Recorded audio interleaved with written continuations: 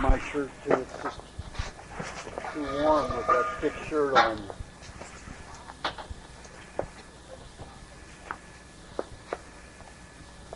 So as you can see, I've aged a lot in the last year and a half, for those who remember, because of those injections. Here are the scars, the injections.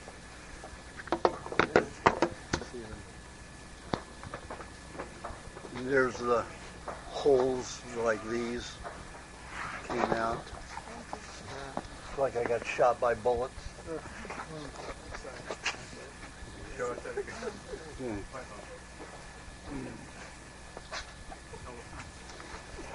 Okay, and these.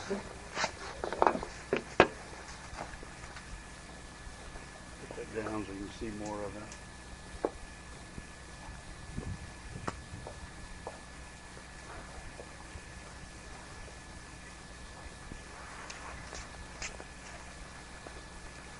I got two big ones here, right? Are there's two here or here?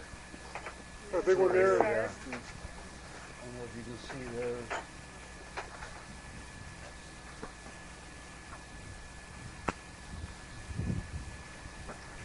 And this, I lost probably about 3 inches of arm that I never had to work out to have. And now you can see that I've lost a lot of that muscle from this.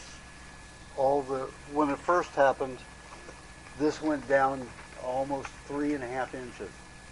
So got the real skinny arm. And a lot of the weight all around here trimmed off.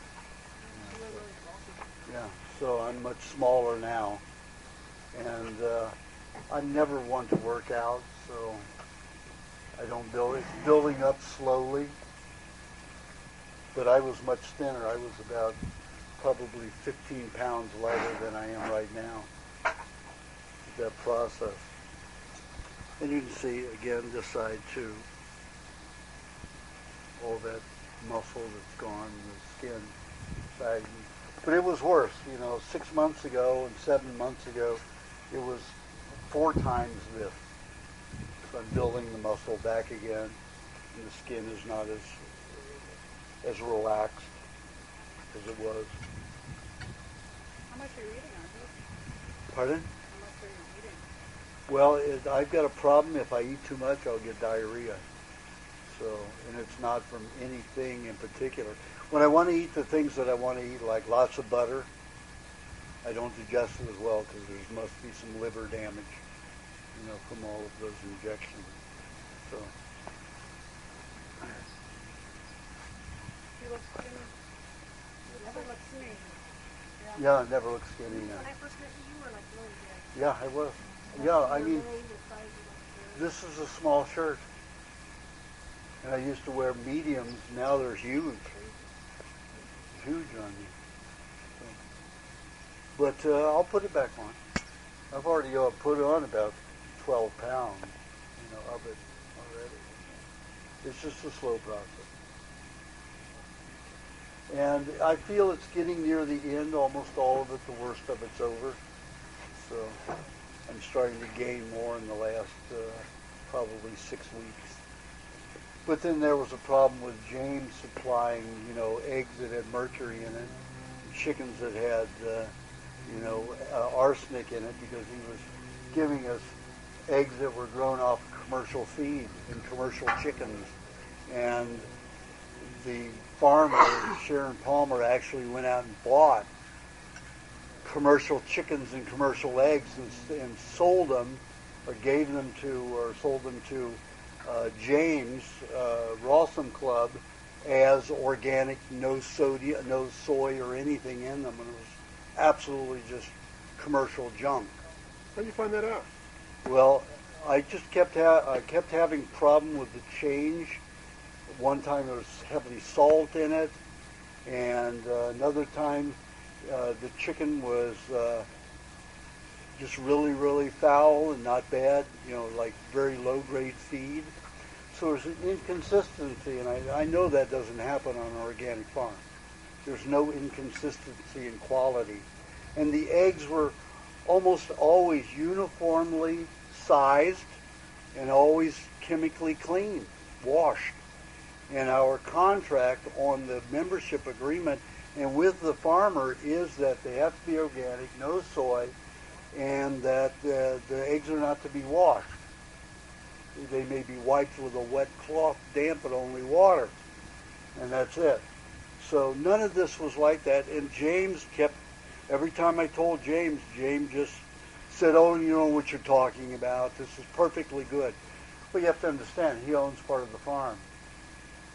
And he made $10,000 a month from it. And Sharon took another $10,000. So they were making a lot of money on taking this commercial stuff and selling it for a very high price. And then we were the consumers.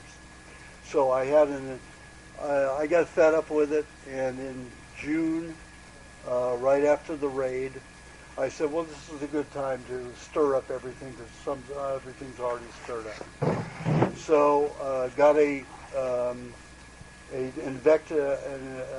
detective agency involved in it and had them watch the farm, interview certain old employees that they had, and the evidence was outstanding that the employees were actually fired. They were disgruntled because they kept telling her, wait a minute, you're selling this as organic at 12 farmers markets and to Rawson.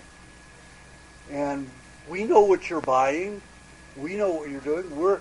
You have us cleaning the chickens and take them out of and we've got pictures, taking them out of the company's bagging and putting them into non-labeled bags and then giving them to us. So here we've had, and then another reason we found out about that, I finally did something about it, was that when we started investigating, it started coming up about this one person who had written the district attorney up in that area, saying that my little girl had lead poisoning. She's in a very serious state. And so we check everything that goes into her. And everything we bought was from Rawson for this period. And her mercury and arsenic levels started hitting the roof. So they tested the eggs and had the eggs tested and the chicken tested. The chicken came up high in arsenic and the eggs came up high in mercury. So we have that evidence too. So it's just outstanding and it's outrageous. James still denies it. He's in total denial about it, and we just have to go through legal means to settle it because there's a lot of angry people. I know that I've been working with people who are very, very chemically sensitive, and when you're eating chicken with arsenic in it and mercury, it made it very difficult. It's only been that difficult in the past 2 years that we've been getting those eggs in that chicken. Now that I was broken every time I came to LA and would eat those eggs, and I eat a lot of eggs. I eat anywhere from, let's say, 8 to 50 a day. And that's how much mercury I was consuming. And because they're commercial eggs, they're not good value. So I was getting these big sores all over my neck every time, a few days after I got, 2 days after I got here in LA, every time. And I just thought, well, it's the better food, that I'm here, I'm getting the best. And then when I found out from this report from the investigator, and then this one father with that little girl testing it, I realized what it was. So I stopped eating the eggs and the chicken, and all the breakout went away. Now I returned to Los Angeles last Friday. I don't have that breakout. So it's a very, very bad thing that James Stewart did. Very bad thing. And he was told also, the ex-employees told him what she was doing. So he was told many times, and we have all this testimony in writing, signed. Yes. I'm kind of unfamiliar with this whole case, and like if you're getting the raw eggs, with the mothers of these raw fertile eggs, that's a good place to get them? Not anymore. Really? They don't have. Well, I tell everybody not to buy it. He's still carrying her eggs.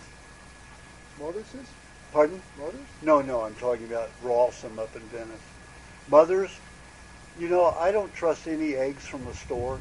Really? Yeah, because they only grow them in big houses. Maybe they're not in They're small all the same cages. size. They look kind of clean. I'm going, these raw, range-fed, fertile eggs. I'm going, okay, these are the ones they buy, but apparently not. Mostly they're grown with soy, and they'll say organic.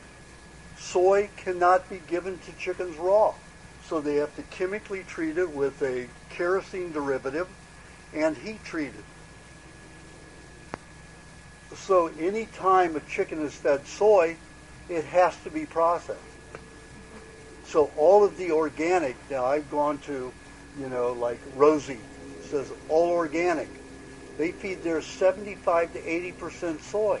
And I called them up and I said, you can't do that. Soy raw will kill a chicken, so you've had to have treated it. Yeah, but the soy was grown organically. I don't care. It's no longer organic when you're feeding it to the chickens. Well, the FDA lets us call it that way. That was their answer. This is Rosie, organic chicken. And let me tell you, I've been to about every chicken place around, and they all feed them the same garbage feeds. Only place I can find where they don't do that is in Amish and Mennonite farms.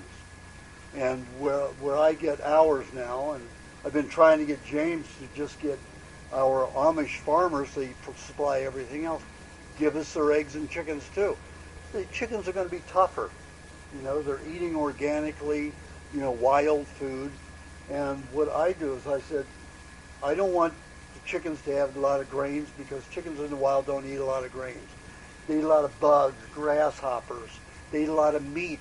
They're scavengers. If they find a dead animal, they'll pick at the pieces and the bugs that are eating them. They love maggots. So what I'd like you to do is get a pallet.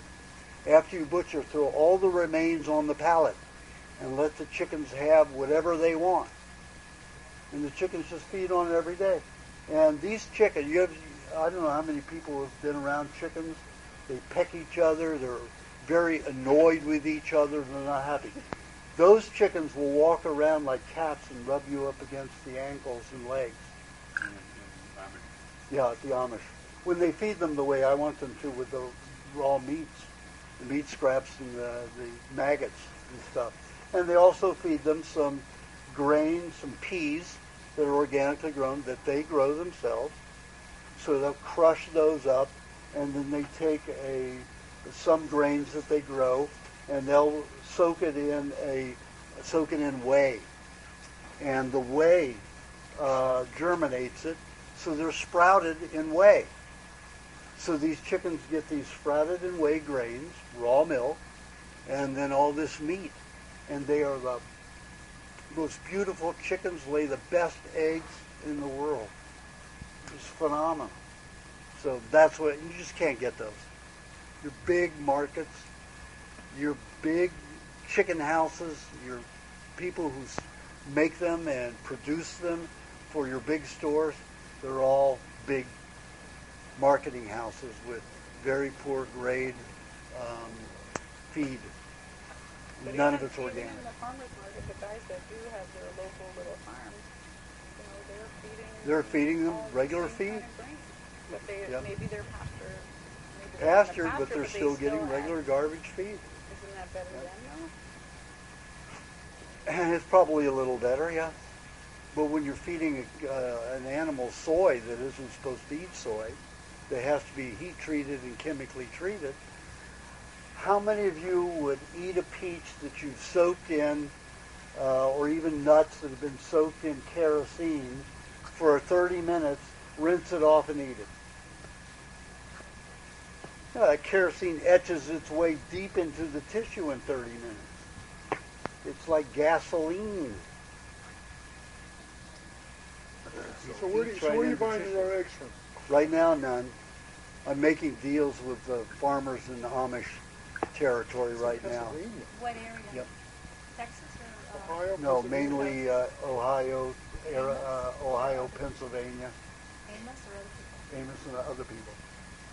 Amos is already full. So I've are got there him other names stretched. you can get? Pardon? Are there other names you can give us that we can order?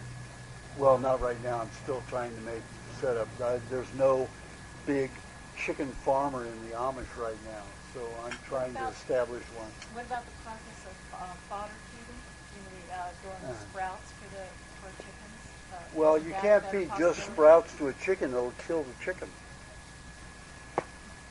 If you feed only sprouts to a bird, it will kill a bird in about 12 days. There are 3 enzymes that act like phytic acid. You know, in any kind of grain, you have in nut, you have phytic acid, which prevents mineral absorption, which prevents protein absorption, which prevents fat absorption. So it's a whole chain reaction. So they sprout or germinate grains to alter that phytic acid. However, when you alter that, you've got 3 other enzymes that are produced in vegetation state, which do exactly the same thing as phytic acid. So here you have 3 times the amount of that ingredient. However, if you germinate in milk, that the lactic acids in the milk destroy those enzymes. Of course, the sprout will never mature into an adult plant, but it breaks it down so that chickens can eat it with no problem, and the pigs can eat it, and any animal can eat it. So before sprouting it, you're soaking it in the milk? You cause it to be sprouted in the milk. In You the take milk. dry grain and you put it in milk. So with that being said, right now, you don't want chicken, you want eggs. I'm not eating any chicken or eggs. I'm just sticking with beef and fish. So do you think that every egg has mercury or? No, it's certain ones. They're using mercury to feed the chickens for laying eggs as an antibiotic. And in adult chickens for meat, they're using arsenic instead of antibiotic. So what about this thing I heard that the grain is actually, the grain that's fed to them is stored in vats where they put pesticides and then the grain. Oh, has yeah, pesticides and that's, in yeah. there. Well, that's mainly what the Where mercury mercury is. is. Yeah. So then would you say that all the other eggs are contaminated with soy? So basically it's came across the board probably with cows which have been fed soy. Yep. And what does that do to us to grow it and these eggs? With the soy, what does that do to us at all? Well, I don't know how much soy is in it. You know, we have photographs of the feed packages, but there's been so much going on, I haven't been able to go, to the store and see. And but anyway, I will, because I know that we've got a photograph of the feed they were giving it. So I have to investigate that. But with the mercury and the arsenic alone, that pulls a lot of our nutrients out of the system. Now, in my eyes, I had a great deal of changes from the injection. I had all this metal accumulate in my intestinal tract in iridology. So you could see the patterns all throughout the intestinal tract of the additional metal. And after eating all of these eggs, there's no way I can tell arsenic except as a green radiant compound in the iris. And obviously I didn't absorb a lot of that, but the mercury was coming out. And I had, when I had the hair analysis done here and the hair analysis done on my head, after the injections, all of those were high. So I can't tell, on me, I can't tell how much is those injections and how much are the eggs. So I have to look at my patients who had no other exposure, like that little girl. All of a sudden, her arsenic and they just started feeding her all, rawsome foods. For how long was she on the diet? The little girl? The father didn't tell me, or he said it, but I don't remember. And is she better now? Oh, she had severe lead poisoning, almost died. From a school that she went to. So then, they had to put her on a special diet, make sure it's pure as possible, so her body could clean out the lead. And then all of a sudden, they always kept tabs on her. Always checked her, blood to see what the levels were. And then the arsenic and mercury started going, elevating considerably. And the only thing exposure she had was Rawson food. So he checked the eggs and the meat first, because they'd be, of course, be the highest in mercury, not the fruits and other, not the dairy. So sure enough, that's where he found it, in the eggs and the chicken. So, Can we eat chicken too? Pardon? Can we eat chicken of any sort? Rockies or any? Rocky Jr., there's still 25 to 30% soy, but the rest is corn. Now a lot of it's genetically modified. It's GMO corn. So the tests that are coming out now in the scientific reports on GMO products is terrifying. Very terrifying. They'll kill animals in a very short period of time. Gives them all kinds of disease and deformities. So give up chicken right now. Yeah, I'm not eating chicken and I'm not eating eggs right now. Fish and beef. Fish and beef, yeah. What do you think about bison? Bison's great, They're like, but if you get it from North Star Bison, you have to make sure you're not buying a female, because she vaccinates the female. so like Great range.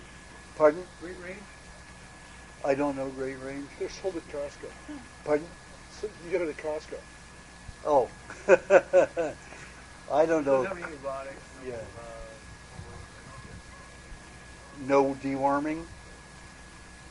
See, that's what you have to find out. You have to find all the stuff, because they usually deworm. Henry's, and it's only the last few months they're not vaccinated, but before they say it's not.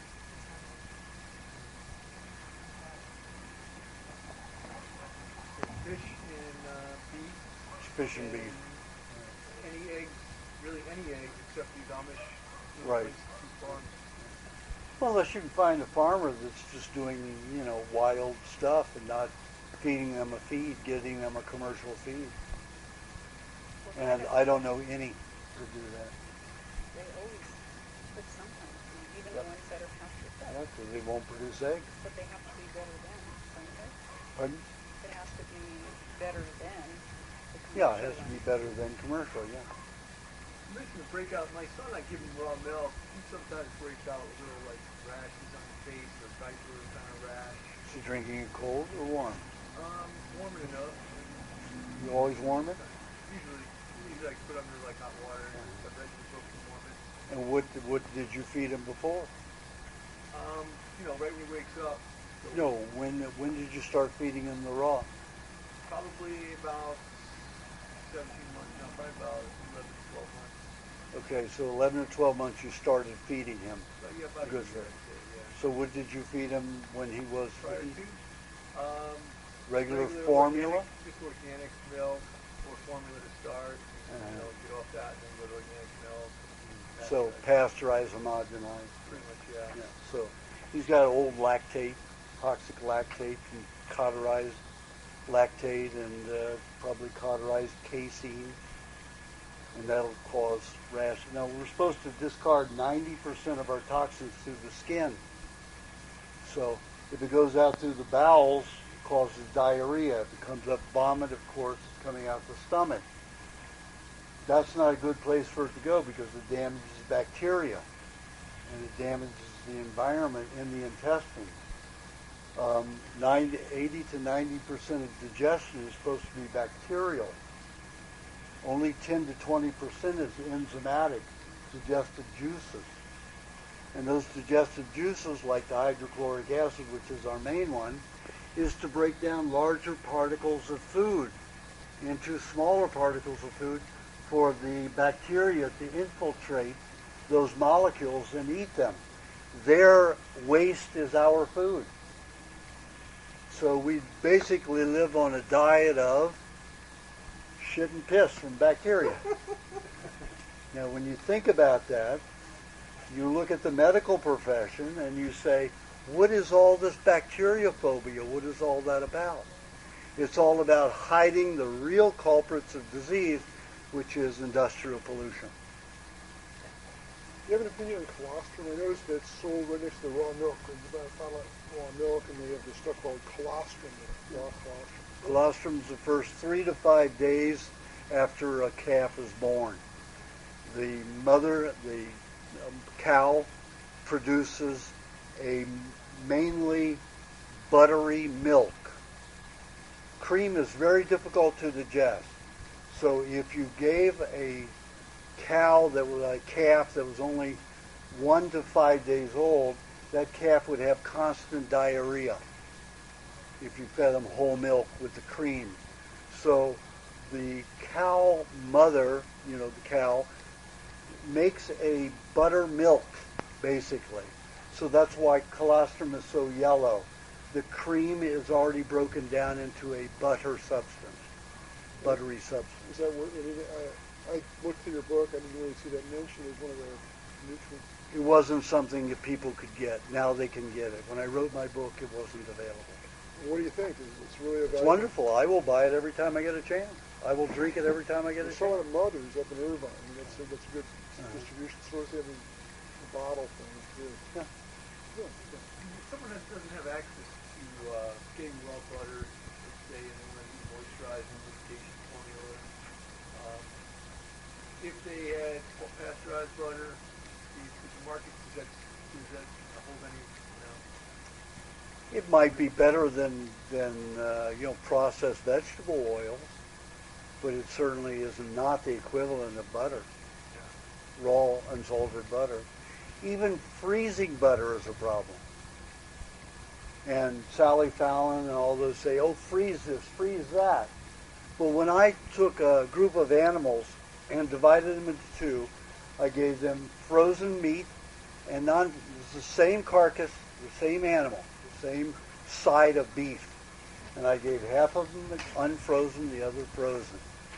All the ones that had the frozen meat all got a skin disorder within 6 weeks. One of them had it so bad it looked like he had the mange. And this is both cats and dogs. Every one of them had a skin disorder. Those that ate the unfrozen, same meat, unfrozen, calm, relaxed, no itching, happy, not a problem. And that's it. I didn't even feed them water in that time. All they got for that whole time was just the meat. The ones that got the frozen meat dehydrated, they had all these skin problems. And then I decided, well, I can test the butter now. So I took the ones with all the ill conditions, skin conditions. I knew the butter would reverse that. Raw butter would reverse any kind of skin condition because it would get in there and handle the poisons that were being passed through the skin and protect the cells that were there and not get dried out.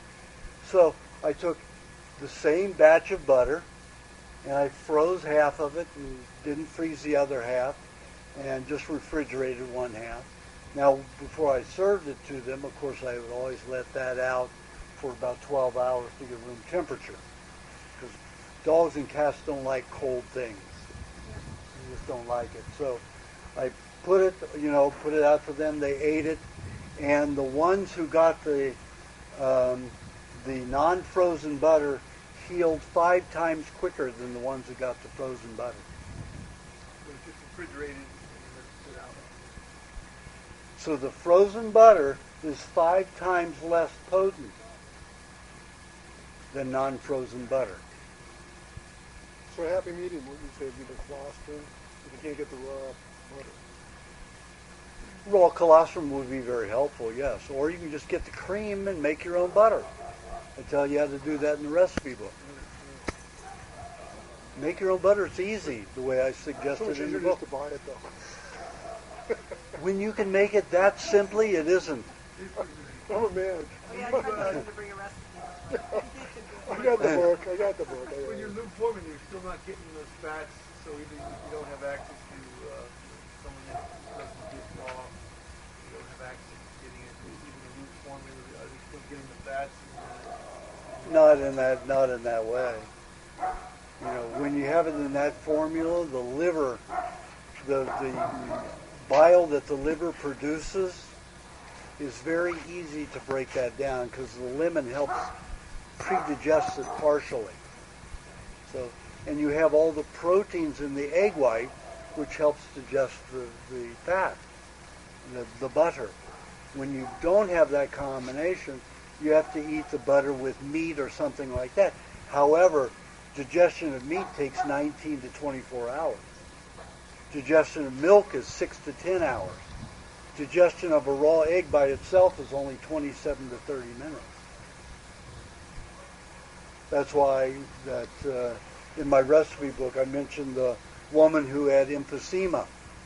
And her doctor called me on a Thursday night and said, I've got a woman who's diagnosed with emphysema 7 years ago. She's been bedridden for most of the past 2 years. And she's been on machines for most of that 2 years.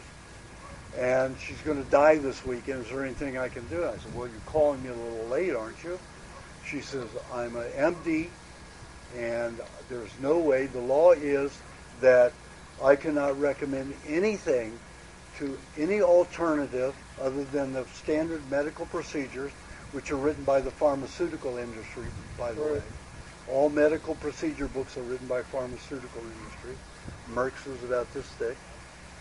And she said, I can, without 10 years of failure with medical therapies, I cannot suggest anything alternative. Unless they're on their deathbed. She's on her deathbed, now I can't. That is the law. So you know, anytime you go to a doctor, a licensed MD, the only thing he can suggest for you is what the pharmaceutical houses suggest for you. That's it. So I said, well, that's your conscience. All I can do is say, get as many dozen eggs as you can, 10, 15, put them on her bed table and have her eat as many as she can, and there's no limit. So this is a Thursday night. Now, it was 9:30 my time, so she was in Maine or Massachusetts, so it must have been 1:30 in the morning. This is a woman who cared, was just stuck in the medical profession. You know, so I got a call on Monday morning. Now, if this doctor had it all together, probably wouldn't have gotten the eggs to her before late Friday night or early Saturday morning. So Monday morning, I get a call from this raspy voiced woman saying, it worked, I'm out of bed, what else should I do? I said, well, who are you? And she said, well, my doctor called, and you told her that I should eat as many raw eggs as possible. So I did that, and I'm out of bed and off the machines. What else do you want me to do? I said, well, how many eggs did you have to eat to do that? She said, I ate 33 on Saturday and 33 on Sunday. And I'm off the machines and out of bed. The point of that story is eggs digest so quickly, take very little of the body's energy and digestion. So the body has all that energy and all those wonderful nutrients, the liquid protein already, the liquefied fat, which only doesn't take any enzymes, only the bacteria has to invade it and eat it quickly. So in 27 minutes, it's absorbed and into your body working. That is the only food that you can give people who are in that critical condition to pull them through. So, and it worked. 66 eggs. Only 66 eggs, and she was out of bed and off the machine after 2 years of living that way. Isn't there something terribly wrong with the medical industry? Kept her suffering in bed and crippled for 2 years, and suffering for 7 years altogether. And I got a call from her 6 months later. I said, well, what you can do, you stay on the eggs, you eat as many, you eat 30 a day for a year and a half, and you can add raw dairy a little bit at a time, maybe a quarter a cup. 3 weeks later, another ounce. So you have 3 ounces, 4 ounces. Every few months you can increase it, and you can increase, eat some fish, some raw beef, some raw, meats, and just increase your diet that way. I got a call from her a year later, and I didn't even realize it was her voice. It's almost a normal voice, hardly any raspiness at all, and very strong. you mentioned the vaccine, obviously there's a whole range of other diseases that we have to liver, cancer, multiple sclerosis. Is this kind of, are the eggs something you can actually apply to all these diseases? Absolutely everyone. Really? Especially Crohn's disease, people who have digestive problems. You have to give them a break in their digestion. Oh, so yeah, that would actually help my house. It would help anybody. Really? I always tell people to eat lots of eggs if they have access to good eggs. Yeah, but that's the trouble. I mean, it's saying well, do You've got to go out there and make it happen. well, now, how do you heck do you do that? Do you have to have a special chickens. Well, I used Start to a have farm. Chickens. I used to have chickens, but I feed them. Brainwash some farmers. There you go. You go talk to some farmers and say, hey, this is what we need. We've got a lot of people who are interested. Yeah. Previously, you mentioned Weston Price. You have five In his chickens, research, he only found 5 diseases among the native population. Right. Can you go over quickly what those 5 diseases were and maybe what cooked foods were causing those 5 diseases? Well, it wasn't just Weston Price. It's other researchers who went to those tribes. I don't think Weston Price went to New Guinea, did he? Anyway, they've studied the tribes in New Guinea because they were mainly meat eaters. They didn't eat anything but meat. So and they found that they were they were mainly researchers of cardiology, and they were archaeologists and anthropologists who also had an interest in cardiac problems. So they went to these tribes who ate only cooked meats. That was their whole diet. They didn't eat vegetables, nothing, just cooked meats was all they ate. And they'd even eat humans. And usually it was a tribe they, didn't like. So they would snatch one of their out hunting or something, grab them and cook them and eat them. So they found that there were only 5 diseases, and they were gout, osteoporosis to an extent,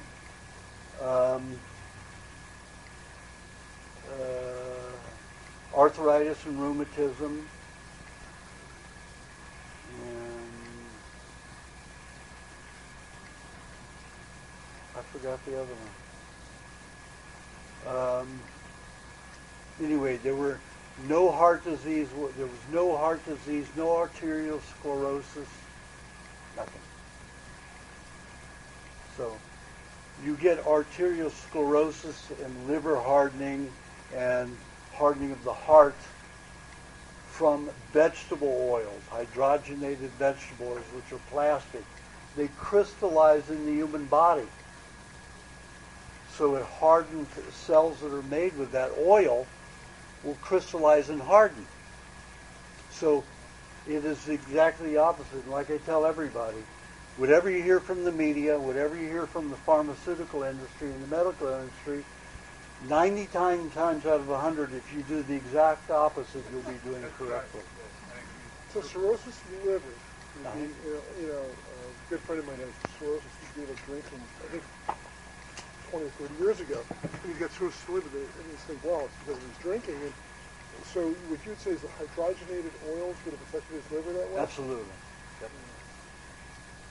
I wish to even conclude from that study that if you're eating a clean diet and you're not exposed to any pollutants, and you're eating cooked animal food, the worst you're going to get is probably one of Those ones, if we hadn't grown up in a polluted society, you have to understand, these people are in the jungle.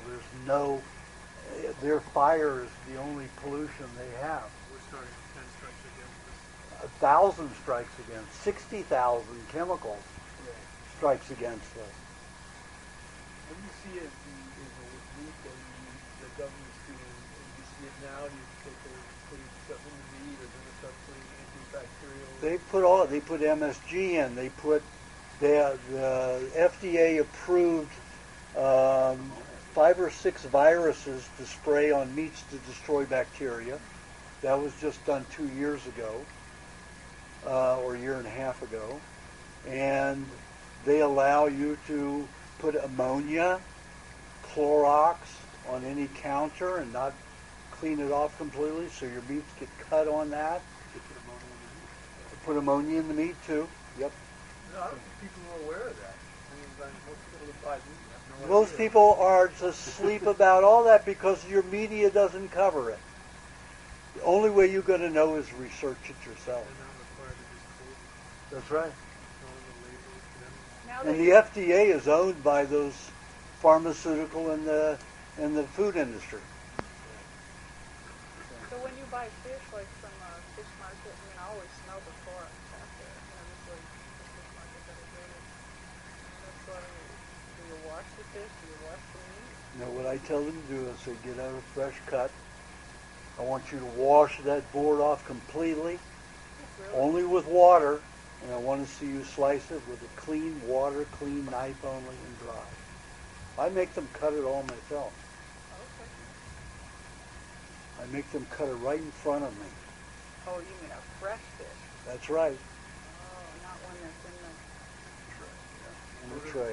Catalina Co-op down by SeaWorld. You can go into their stock room, Yeah? watch them take it right off the rack and cut it in front of you.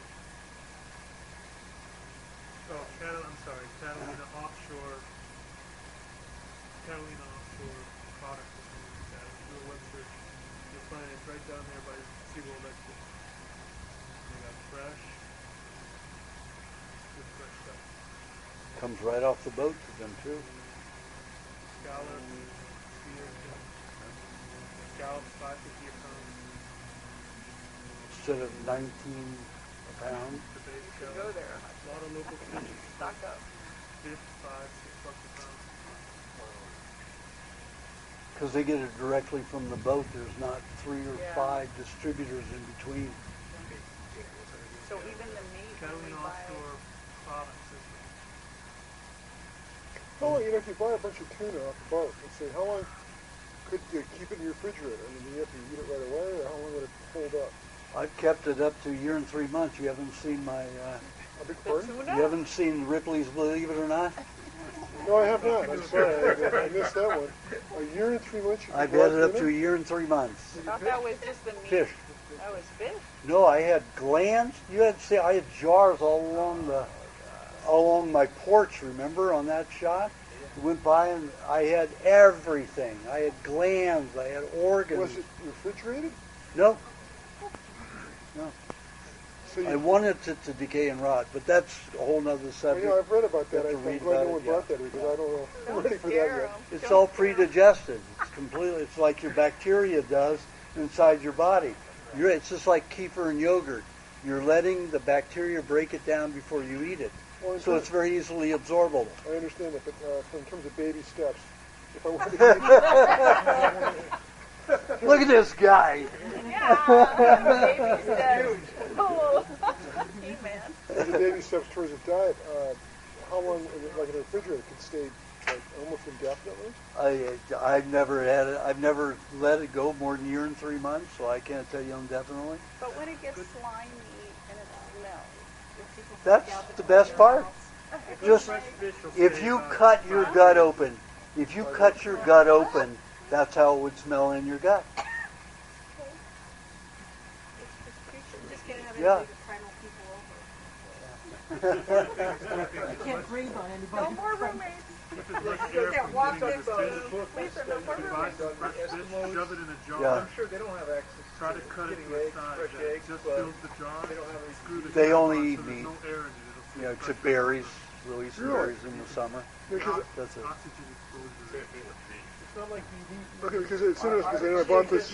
Hold on, we can only have one person at a time. So, anyway, the normal process is I go around and ask each person a question.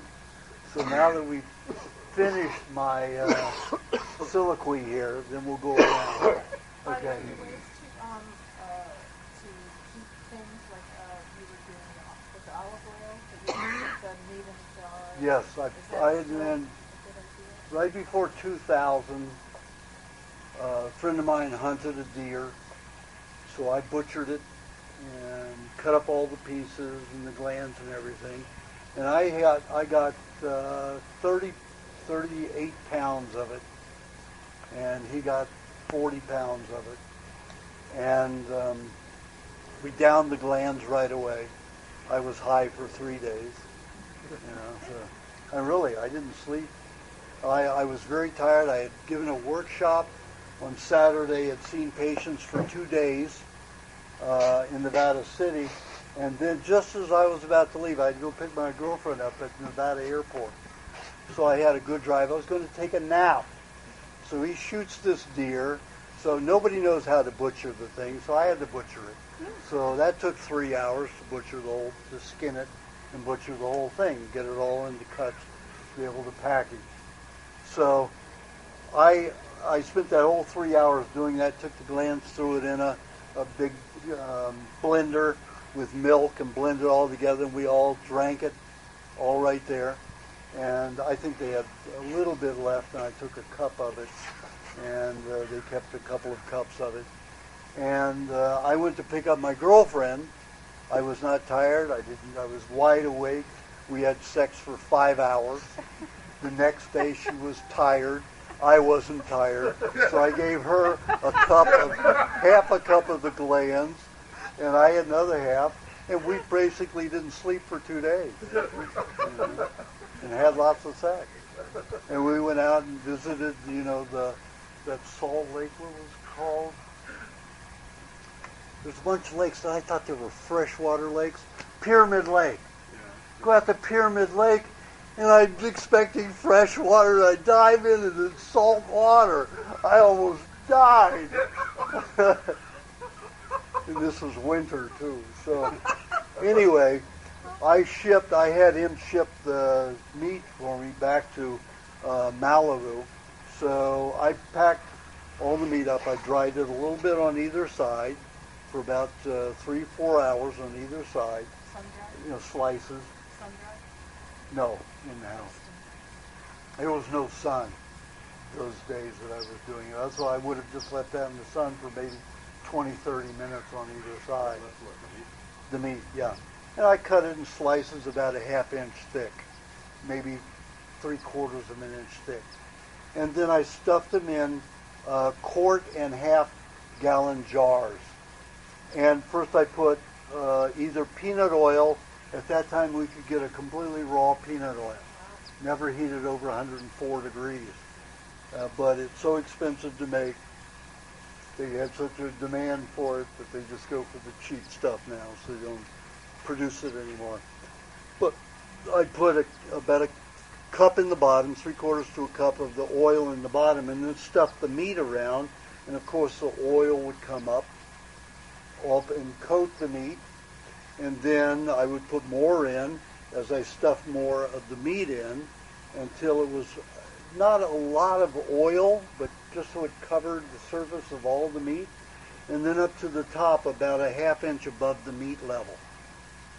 And I didn't put any, usually you'd put a beeswax sealer on the top of that. And that's normally how you do it to keep any gases or anything from any oxidation of it. But I just put the lids on it. I wanted to see what happened with just the oil without beeswax. And I just opened the last one in December, last December, and it was 10 years old. And it was perfectly good. Use olive oil? Pardon? You think you can use olive oil? Yeah, you can use olive oil, but it's still, you have to understand, olive oil is in a very acidic compound. And when you eat, it'll kind of like burn when it's that old, kind of like burns. Well, when it's soaked in the meat, it even burns more. It's like cod liver oil. You know how potent and burns that is? It was like that, but it was. I didn't eat the olive oil, except that was on the meat, and I took the meat and scraped off a bit of it, but I ate the meat. But it had the peanut oil and it had the olive oil in it, but it didn't stink. I mean, didn't stink badly. Does coconut oil work? Coconut oil ferments. Yeah, it doesn't work the same. And that was kept at Room temperature. Yep. You can't, so, in a cupboard. so you're saying you can't get the peanut oil, so is there any other alternative oil that you would suggest? Just the olive oil is it. But there was a scientist that Vladimir Stephenson talked about who put raw meat in buttermilk and kept it for 10 years.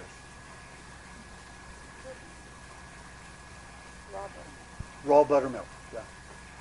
So. What about putting on a clothesline when it's dry? Then you've got beef jerky. Then Yeah. you have no active enzymes in it. Okay.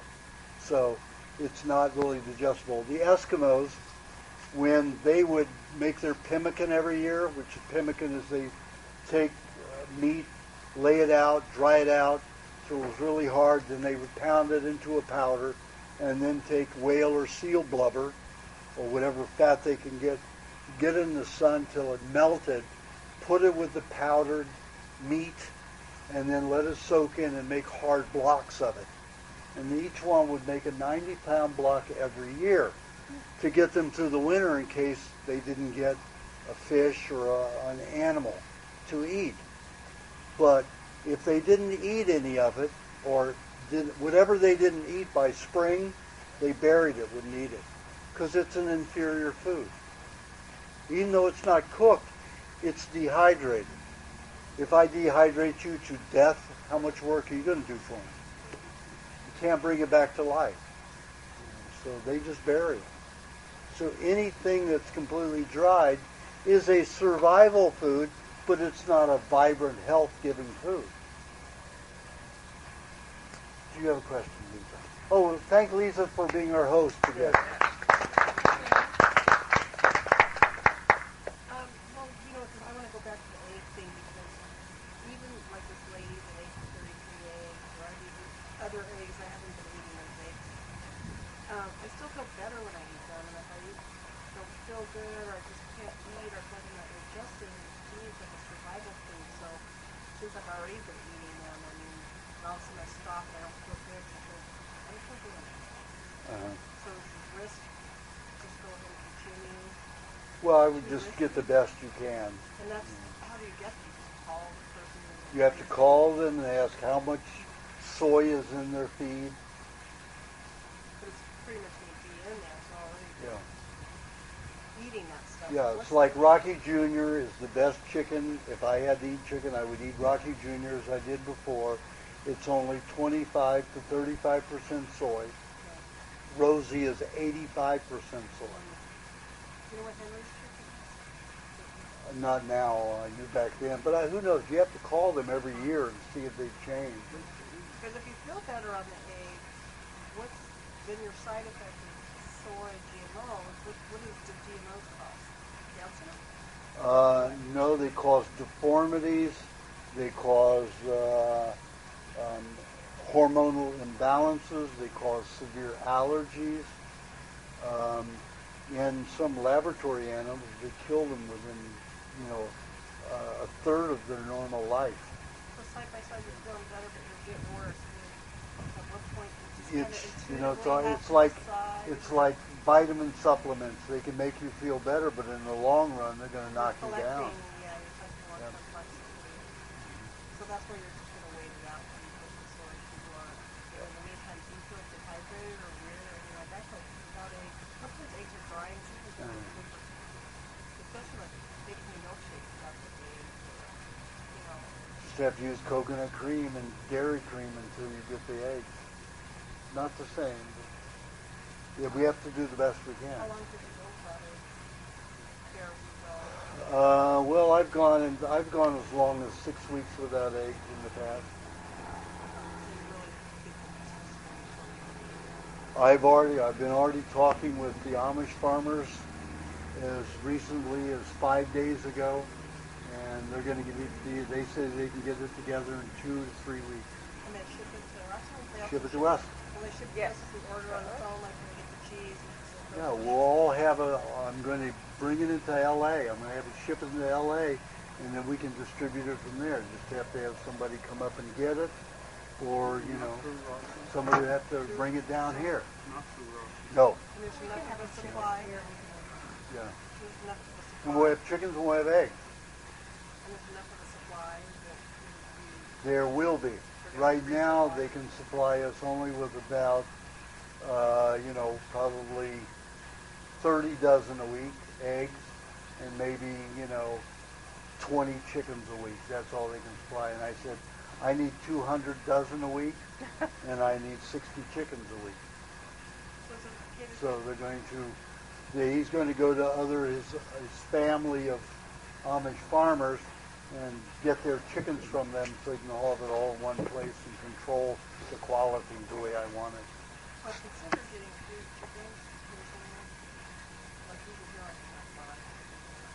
Oh, you can. Yeah. Right? Have to hide your dogs. Throw your meat, your scrap meats out. Of course, you've got dogs to feed the same way.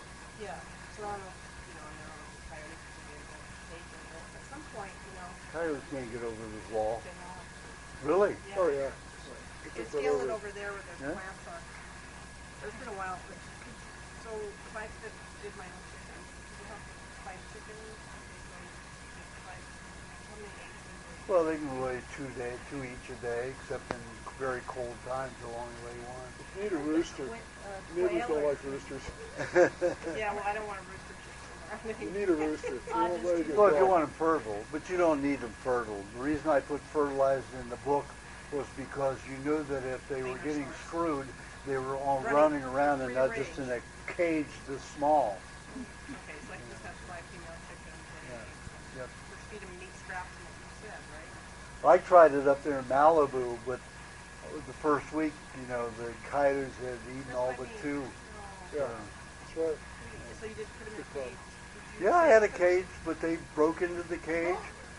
One even went through I had a screen door like that. One came right through, had a chicken on the screen. And I was right there in the room. It's not the coyotes, the raccoons will get it. Raccoons are horrible.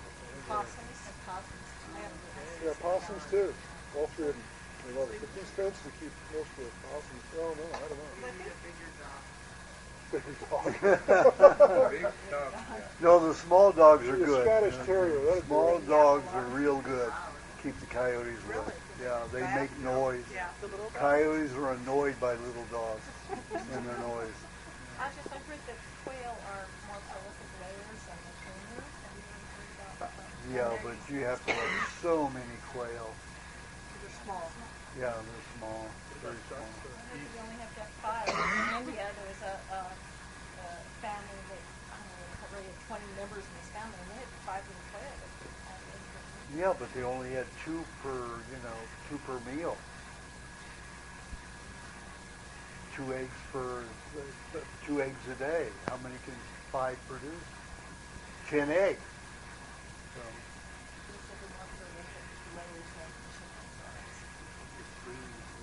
Yeah, I know, but Can you tell a good egg online. Pardon? Can you tell, like I got 3 different egg cartons at Trader Joe's. And I wondered if you could, like if you cracked each one of them, could you tell if there's soy in it or could you tell if they're good? I can usually taste and smell it in the yolk and in the egg white. Yeah, some eggs are very different. What's it like? Can we do a test? Well, in those that are fed corn, of course they're yellower naturally, almost orange. But if it's GMO corn, it leaves a bad aftertaste for me. So they can still be orangey, but still be fed, having been fed GMO. GMO corn, yes. I always thought it was the color that really was the big giveaway. The more orange they are. No, that just tells you whether they're given grain, straight grain or soy, or they're given good rich, corn. But the corn can be... If they're eating grass and bugs, they get more of an orange. Yes, that too, yeah. Bugs, especially in meat, then they'll get very orange. That's a big question. How long can you go, how high can an egg get while it still be productive? Yeah. How many months out? Like how long can you? The Chinese keep eggs for 25 years, called the century egg. When they really start coming black and smelly. That's when they sell them. So what's the purpose of No, it's completely pre-digested. So it's still getting fish oil value. That's what you get the most. Is it still protein left or just bacteria? It's, well, the bacteria, their waste is our food. So there's nothing but waste left after 25 years. That's why octogenarians, in China will pay $1,000 for one of those eggs. So I think most They can have sex for, it's like Viagra. Right. It'll be high for 28 days, 30 days. Oh, One egg. One egg is Yeah. going to be like Viagra? Yeah. But it's 25-year-old egg. It's either completely white inside or completely black inside. And it's all powdered. With the commercial nature of our society and how Viagra's caught on, I can't imagine someone hasn't went with a 25-year-old egg as an aphrodisiac. Nobody's going to pay $1,000 for an egg except a Chinese man. And, well, if you got somebody who's 80 years old and all of a sudden he's got sexual prowess at that age, I'm sure that's it's there are not enough old marketable. wealthy guys walking around out in Palm Springs. I mean, they'd be paying $1,000 for thinking about it. Burying your egg. Yeah, they aren't appetizing either for the main regular palate. He says we didn't eat our 3 months. Don't worry about No, that. eat I them. throw them away just because I think, oh, it smells so bad. Oh, that's the best time to have them. And if They're it all gives you pre-digested. diarrhea, what does that mean? It's just a lot of bacteria cleaning your house? Or what? Just go ahead. Yep, go ahead. They've not been refrigerated or anything? Not supposed to refrigerate eggs because they lose their bacteria Oh, is that what it is? So you should be keeping eggs out all the time. all the time. Never refrigerate them. I want to change the subject a bit. What are your thoughts in reference to people work? If you're changing the subject, then I've got to go around when we get to you. Okay. Joe, do you have a question? Can we still trust the bison from Rossum that they're not vaccinated? Yeah, they definitely. Mary Gracie, who owns North Star Bison, who we get the buffalo from, assures us that we never get a vaccinated female or a dewormed. So that would be our best source for beef, right? I would suggest that you never eat any of the bison that's from the neck up. Because when they deworm them, they put those right along the spinal cord, which creates CJD. That's mad cow disease. Disintegrates the spinal cord and brain. Well, the normal beef wouldn't be from the neck up. Pardon? The normal beef wouldn't be from the neck up. No, correct. Yeah, and as long as you don't get brain or something like that, right? I wouldn't get a brain from one of those. No. Yeah. I get brains from Amos. It's usually pig's brain or calf's brain. Does any of the meat come from Amos? None of it does, right? Well, a lot of it You're comes good from about that. yeah. You can order meat from The Amos, lamb, the pork.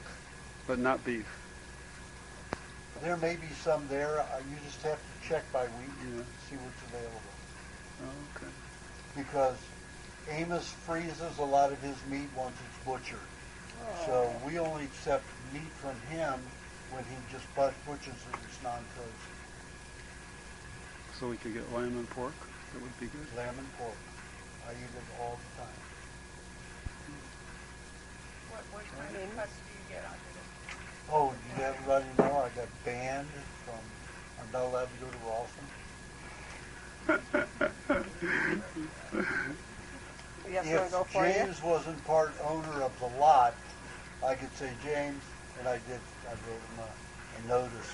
I said, you have no authority because I'm the one who runs Rawson clubs and all the other clubs under the right to choose healthy food.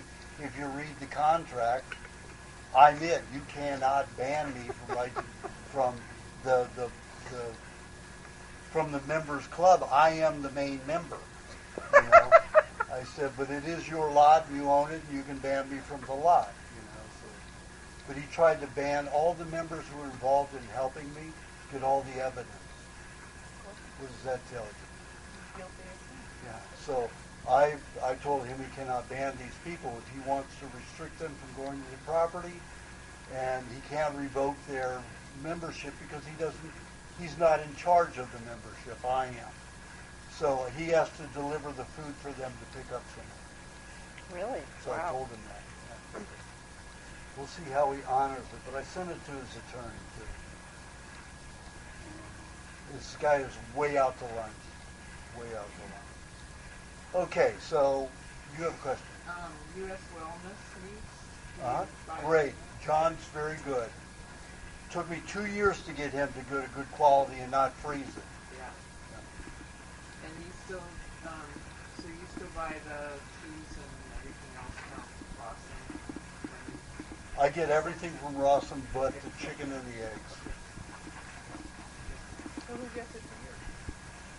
Well, I went there last Wednesday and just freaked everybody out. I mean, James, I walked in, James shot out, just walked out, you know, so then I got, you know, the letter from his attorney.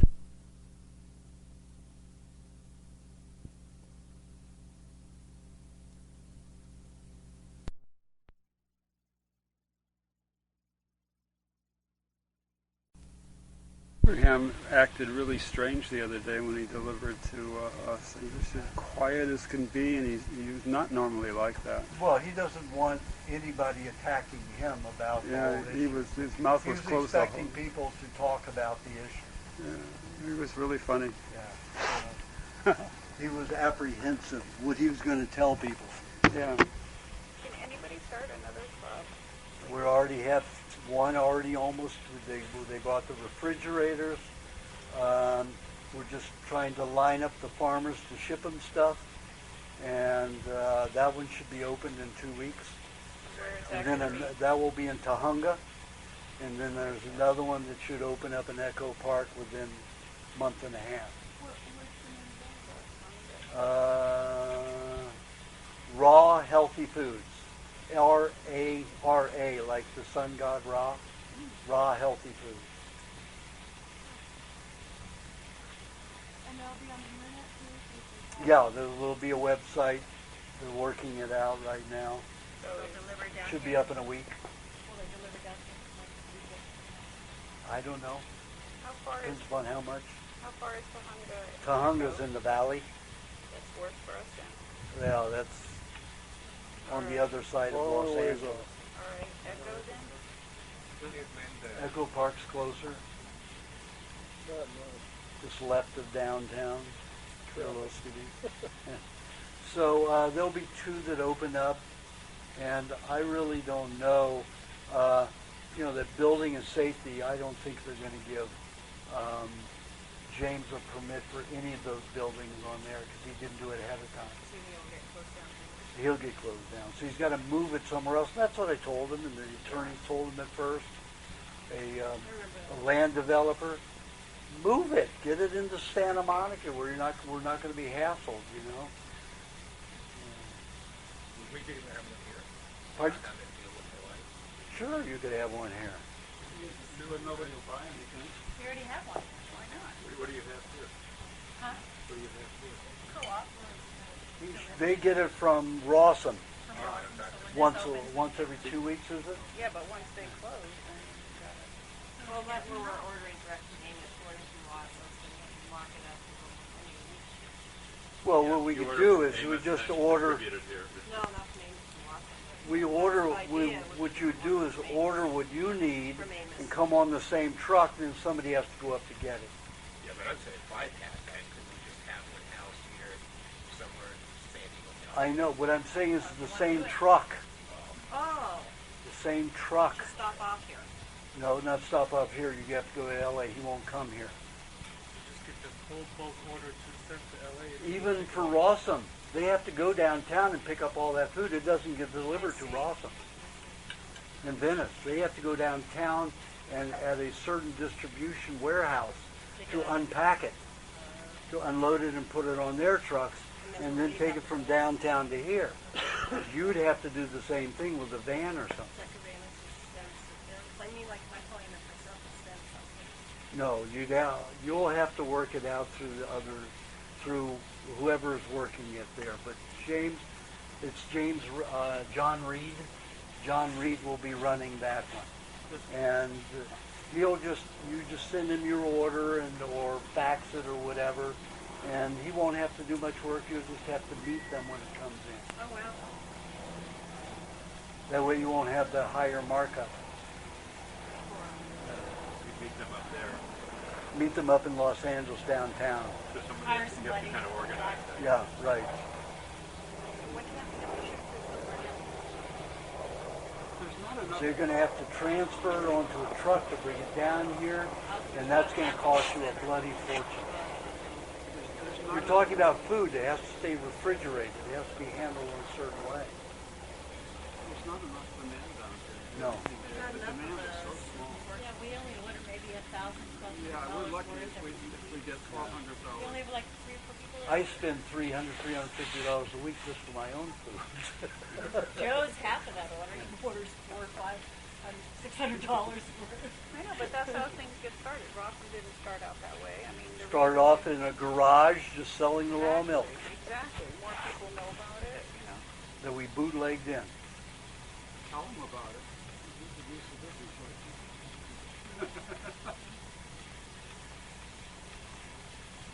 Okay. Do you have a question? No? Ray, do you have a question? Yeah, this, as I said, okay, so for people who wear contact lenses, this is myself based on solution versus LASIK surgery and so on. What are your thoughts? Well, as long as you're on a good diet, I've had many people do laser surgery. They heal 3 times faster than the average. They can go out in the sun in 10 days.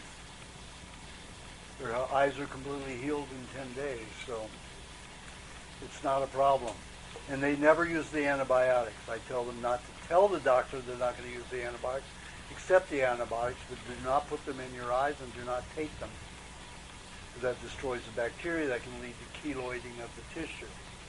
You have to understand that about 90% of the people who have LASIK surgery have difficulty. And that's because they're using antibiotics.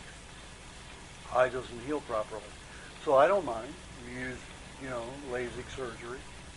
It's going to take a long time to readjust because what happens is your cornea warps.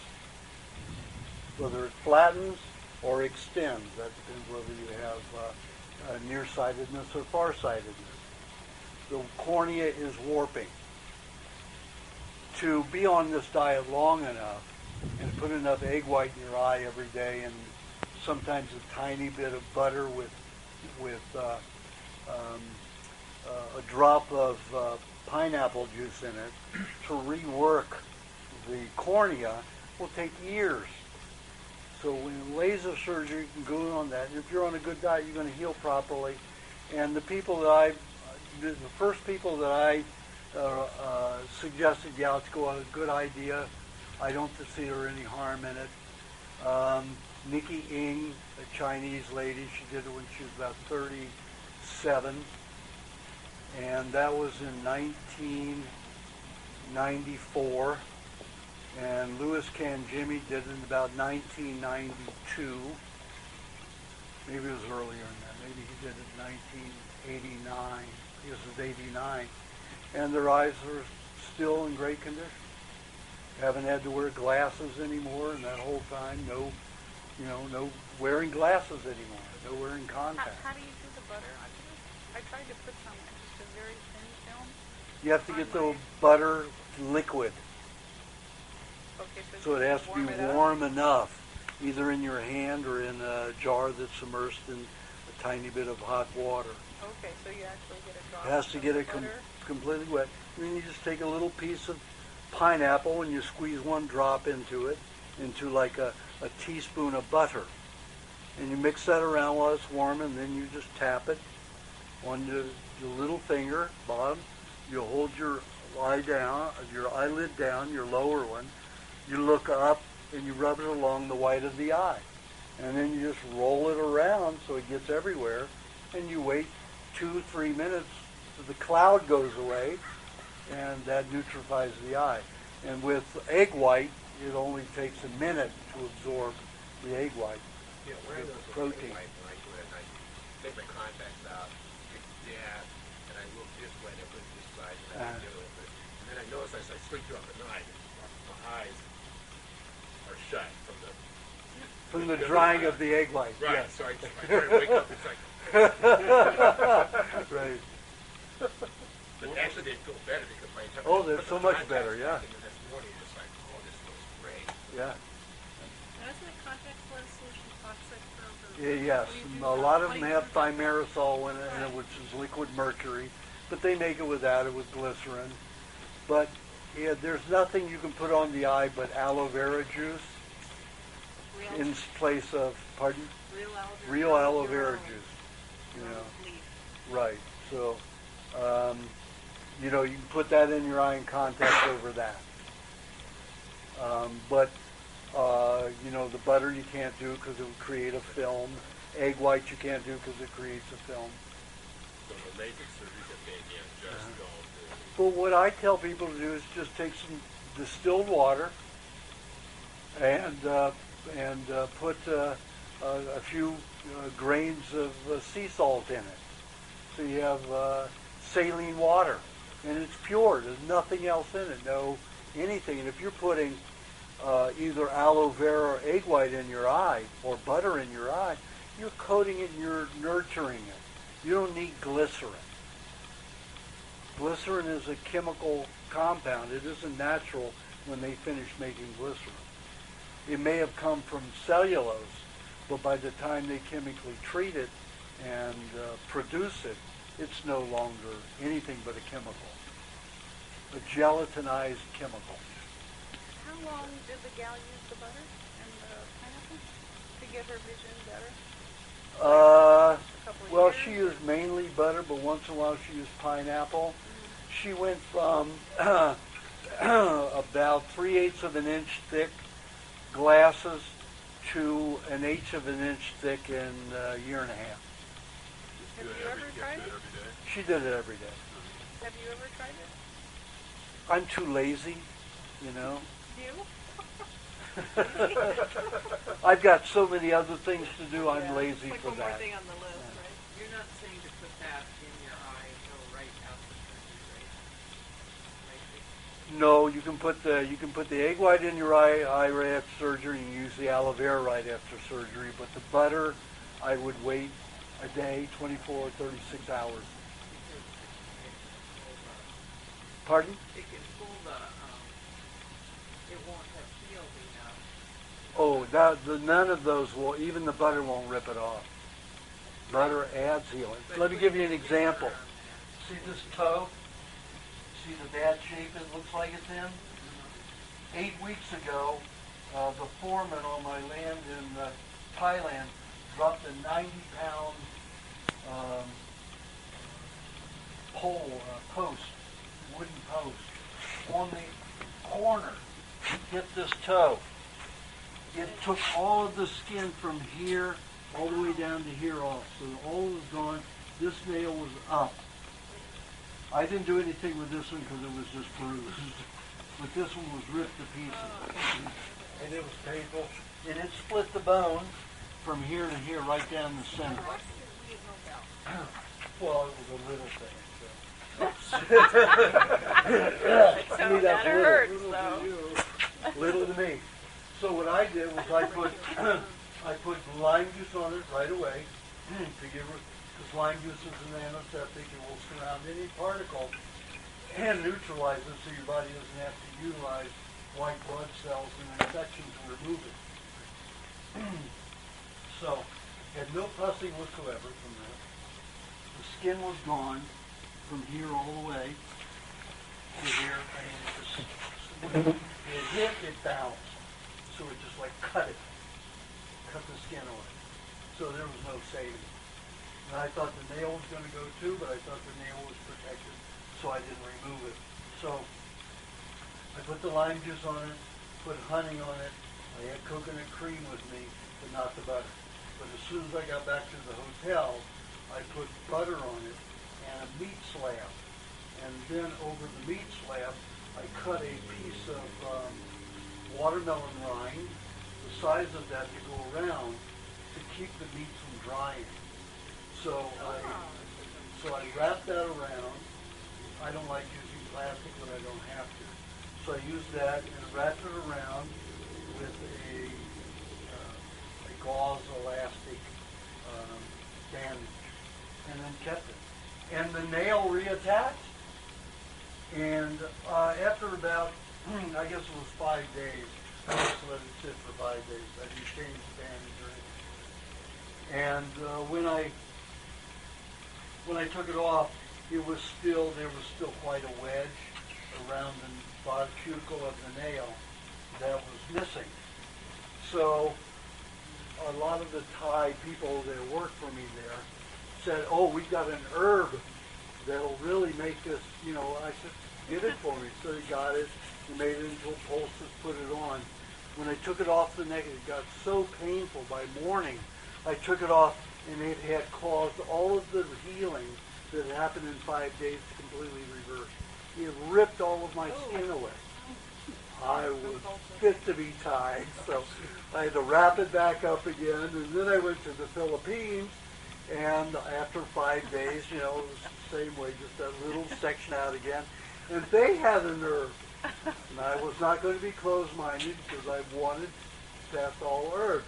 So they had their mixture, so they put it on there, the green mixture too, put it on there.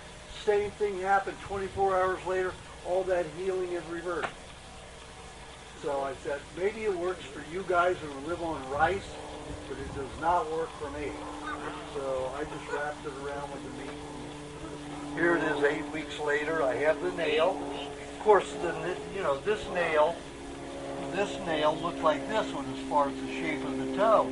Now I've got a much longer nail, but it's there, it's attached. And then you can see how it was bruised. See how this one's bruised? The red blood cells are still under the nail. This one was that way too. With the meat, pulled those red blood cells out and allowed the body to dissolve them. So, worked beautifully. Meat, lime juice, Pardon? butter. Meat, lime juice, and butter. Lime juice, honey, either butter or coconut cream, and then meat over that. Stock. No, I told you, wrapped it in the bandage. I wear sandals there. It's too hot. Wear shoes. And anyway, that toe would not like a shoe because that's where the bend is. So I had to wear sandals. Just kept it wrapped. But I continued working. Broken, split bone, excruciating, throbbing pain. I continued working. What did you do for the pain? Pardon? What did you do for the pain? Nothing. You didn't have any meat falling there. Well, I had some cheese and butter and honey. Do you have a question? Do you have any remedies or suggestions for tinnitus? Tinnitus. Do you have is it high pitched? Is it low pitched? High pitch. High pitch? That's excessive fluid in your ears. What you do at night, you take a hot water bottle and you put it on one ear one night and let it evaporate. That'll take care of the ringing in that ear for 2 or 3 days till it builds up again. Then you do it on that ear. You have to do that cycle, and you can't do the same ear the same day, 2 days in a row, because then you'll be imbalanced and you'll lose your equilibrium. You get dizzy. You sleep on a hot water bottle to let the excess fluid in the ear evaporate. Other times you use the hot water bottle, you said not to lay on it, you said put it on top. Is that the case? Well, no, I say lay on the side so you're not putting pressure on it, and you're not putting pressure on it this way. You lay beside it so the heat's moving upward at your head. What about clicking? Clicking noises. That's dryness, and the wax is getting in, the wax is moving, and that creates a clicking sound. So that's wax in the ear. As warm as you can take it, probably 130 degrees, and then you wrap it with a flannel pillowcase or a towel. And you don't want to put that hot of a object right up against your ear, but close. Once the towel or the the wrapped flannel pillowcases on it, you've got a barrier between it, so that prevents it from being too hot. But it takes at least probably 112 degrees to get it to perspire in one night enough to remove the ringing in one night. If it's a low pitch sound, that means you've got some kind of nasty fluid in there. With usually when you have a lot of fluid, you've got a lot of heavy metals leaving the brain, trying to dump out the ear in the earwax. So that'll create a high pitch sound. If you have things like iron or lower vibrational metals, that brings a low sound. That's a little harder to remove. You may have to, do it every night instead of every 3 nights. That's a way to perspire it, but it, you need to leave it on a long time. It's so much easier, and you don't have to. You can do it while you're asleep. You can't candle while you're asleep. So, do you have a question, David?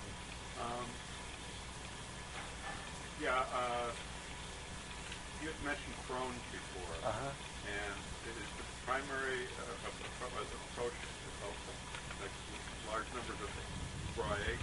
Yes, because the intestines, when you have Crohn's, usually the physiological process of that is that you stop making proper mucus to line the intestines.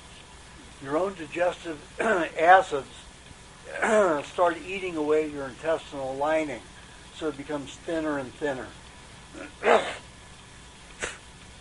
So what happens is the gut gets so thin that it will often cause tearing if you eat too much. And that's called leaky gut. When food particles, undigested food particles, pass into your gut out of the intestines, and they usually travel to the knees first. Not always, but probably 80% of the time. So people start having knee problems, knee aches, knee swelling, because the body sends the particles down to the knee, and the knee forms acids to become a digestive tract to break it down. That causes 80% of all arthritis and rheumatism, is leaky gut. The knees and joints weren't supposed to be made to be a digestive organ. So eating the eggs allows the intestines to work very little, and yet they get all these nutrients to nutrify. And when you have the egg white and the egg yolk together, it builds a good mucus.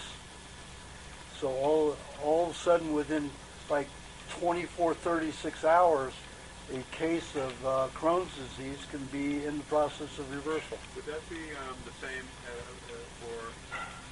I have a relative who has had Crohn's for many years, and it seems to have evolved into chronic fatigue syndrome. Would it be the same kind of? Absolutely. Yeah. And I mean, obviously, for someone like this who isn't used to eggs, raw eggs, how do you think that's to be consumed? Always by themselves. Otherwise, you mix them with milk. It's going to take 6 to 10 hours to digest them, and it's complicated. So they have to be just down Rocky style, or the way I do, sucked right out of an eggshell. Did she see Rocky?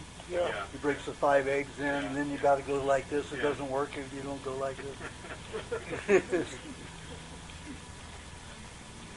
So if you mix them with milk, it really kind of makes It slows it down. It takes 6 to 10 hours to digest raw milk. Would you still get the benefit though over time? It won't be the same. It's going to take you much longer, sometimes 20 times longer. So how long does Because this? eggs are so pure and absorb so fast, there's no difficulty. If let's say the milk finds a spot where you've already torn and you've got an ulceration there that's not healing, and it tears every time, and you have leaky gut in that spot every time. When it reaches that area is not going to be able to heal, because you're going to have digested juices and acids and bacteria working on the food in that spot.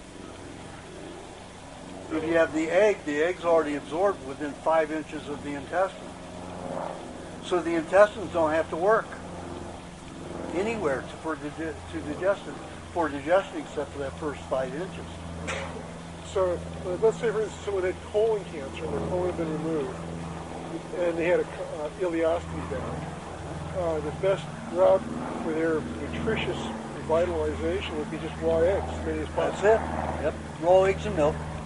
And milk. The problem with your colon is where your last stage of digestion happens, and the E. coli mainly are responsible for breaking the fats and proteins down to the finite molecule to feed your brain and nervous system.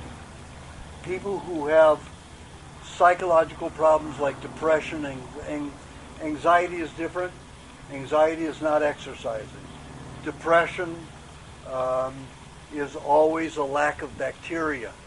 So if they don't have a colon, they're not going to be breaking their food down into the finite molecules to feed the brain and the nervous system.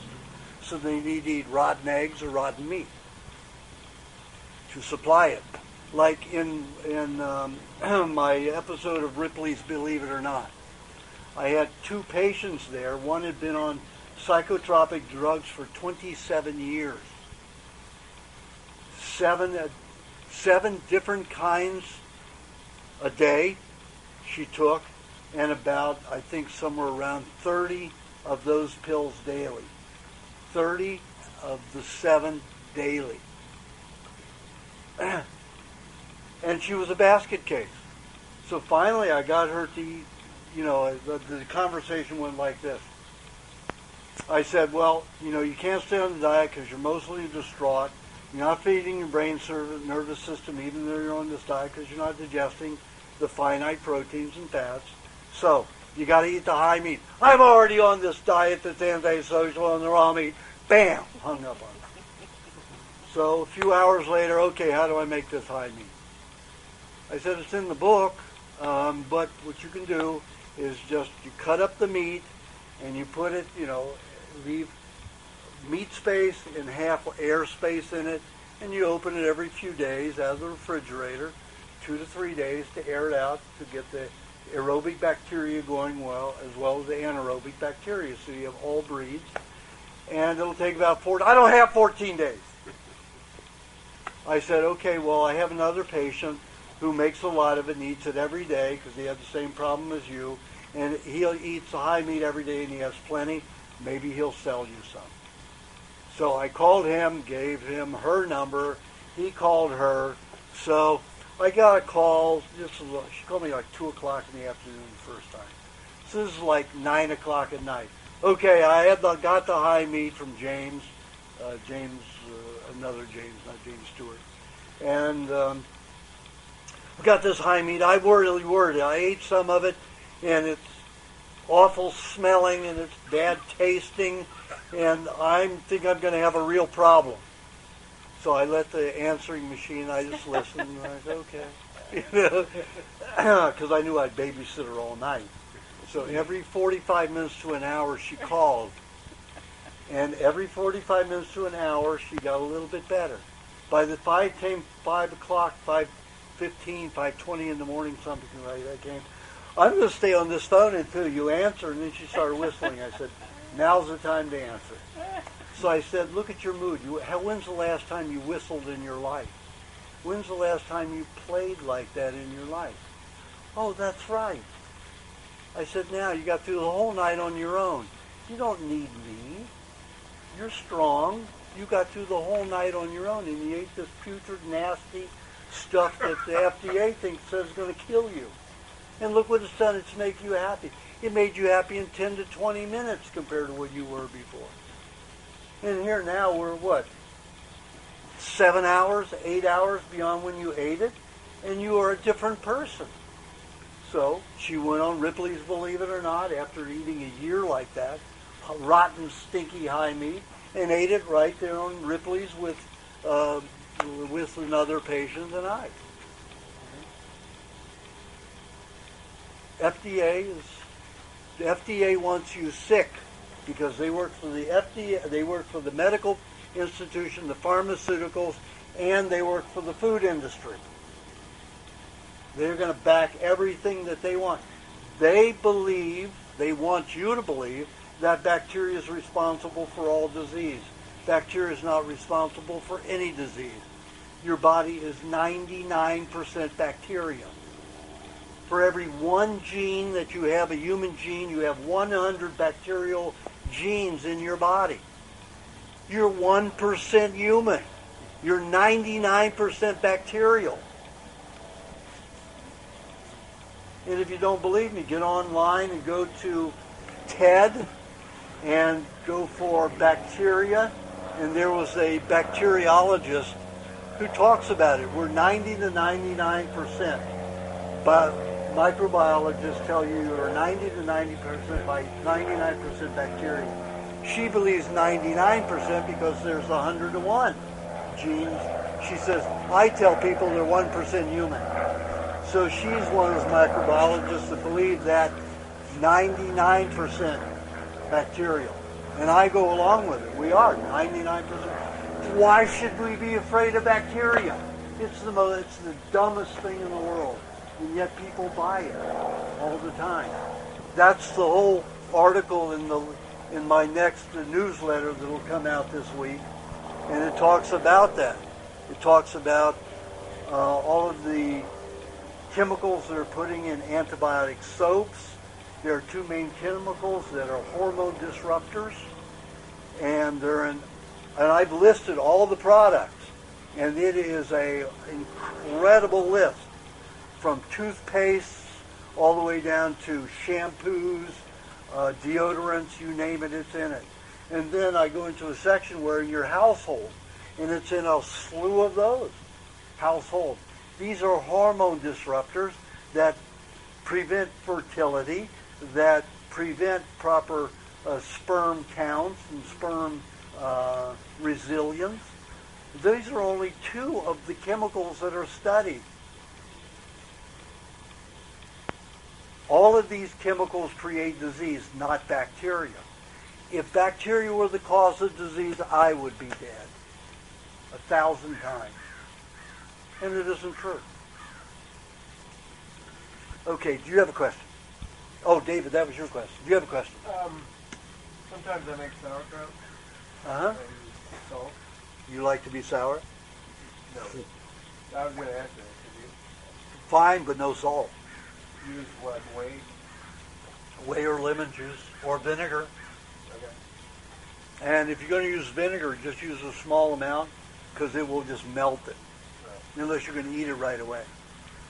It'll make it faster. You can do sauerkraut in like 24 hours if you use vinegar. But if you use whey, it's going to take 3, 4 days, 5 days. If you use lemon juice, it's not going to taste as good, but it will break it down. Not quite as fast as vinegar, but close. The reason you don't want to do salt, because salt is an explosive. It's the most volatile explosive on the planet. If you isolate pure sodium, a block of sodium this big will take out New York City. GE, General Electric, is paid by the military over $2 trillion over the last 60 years to make a sodium an explosive that you could use as a war toy. It is so volatile, they can't control it. It's more volatile than nitroglycerin. 1.5 degree change can cause it to ignite. So it's been impossible to do, so they've given up for now. $2 trillion enough for you? So what happens is when that goes in the body and your body isolates the sodium molecule from either the iodine or chloride, depending upon what kind of salt you're using, even if it's a natural salt, it breaks those clusters up, those clusters of minerals, because it has to be in colloidal form. Colloidal means absorbable into a cell. Cell as a nutrient. So it has to be like a unimolecule of a mineral to be utilized properly. So when the body eats normally, the cell eats, there's a whole network, a whole smorgasbord of nutrients, anywhere from 97 to 117 nutrients. All your vitamins, all your minerals, your fats, all the 60 varieties of cholesterol that can be formed, all the different proteins, pyruvate, all the 22 amino acids. Everything is in the smorgasbord. When a cell eats, it gets the whole dose and it's completely nutrified. When salt is eaten, it causes these explosions of the nutrients, so you may only get 27, 57 nutrients into a cell at once. So every cell becomes deficient anytime you use salt with a meal. Not only that, it dehydrates cells. Sometimes the sodium molecules isolated will attach to each other. Even though sodium molecule is the smallest of all the elements, when they clump together, they create a very strong magnetism. So when a cell opens and the ion, one or two ions inside, attracts the ions that are in that smorgasbord in there, if a cluster of sodium is passing, it can't go inside. And it causes, the magnetism is so great, it rips the ions out of the cell, and the cell will never eat again. So the cell shrivels like a grape to a raisin, and that's it. So 1 million blood cells are destroyed from one little bitty grain of salt. So the animals, they put salt blocks up or down? They don't really lick it that much. One little bitty grain of salt, normal table, not your big rock salt, will kill 1 million red blood cells. Of course, that can fit on the pin of a head, head of a pin, but still, that's a lot of red blood cells. One grain. I mean, you don't just eat 1 grain. You eat more. Yeah, you sprinkle it on. Right, or you eat it and it comes in your food. Okay, now there was a group of guys that said I was full of shit, didn't know what I was talking about. I said, okay, take a freshly killed animal, skin them, salt them, and see what happens. So they did it. You go online and look up frogs, salt video. You see these guys, they think they're just playing around. They have no idea what's going to happen. They're just following my instructions. So they put out these 3 frog legs. They're cut from the waist down on the frogs, and they turn them over. They sprinkle the salt one side and then the other side. Now, it isn't like they poured a whole bucket of salt on them. They're sprinkling each one as somebody would sprinkle their dinner. All of a sudden, you see these frog legs. Now, these are dead frogs. They've been dead for hours. These frog legs are going into spasms. They only let it on for 2 minutes, but it happened for 27 minutes. Those legs spasmed for 27 minutes. So they did it with pepper. So you can go on, there's also one on pepper, but they only use 1 frog legs because they only have 4 frogs. So they sprinkle this pepper, and they're laying the pepper on this poor frog leg, and they're laying this pepper on it, pepper and pepper, 1 spasm, and that's it. Pepper is a highly caustic substance that burns, right? Burns tissue. This is a dead organism. It doesn't feel that. But salt is an explosive. Dead or not, it starts mixing with certain bodily fluids, and it's going to start exploding. And that's what causes this to work. So you can go online and check it out. So salt is bad. Bad, bad, bad. I said, just like I said in my book, salt is the next worst thing to cooking. Is that part of why the cells, when you look at them under a microscope, the red blood cell, and it's clustering and not, bouncing around and stuff? Well, no, usually that's from high advanced glycation end products and glucose made from carbohydrate. Very sticky. Gumpy, yeah, right. If your body uses a protein to make the pyruvate to make glycogen, there's very little advanced glycation end product and no stickiness.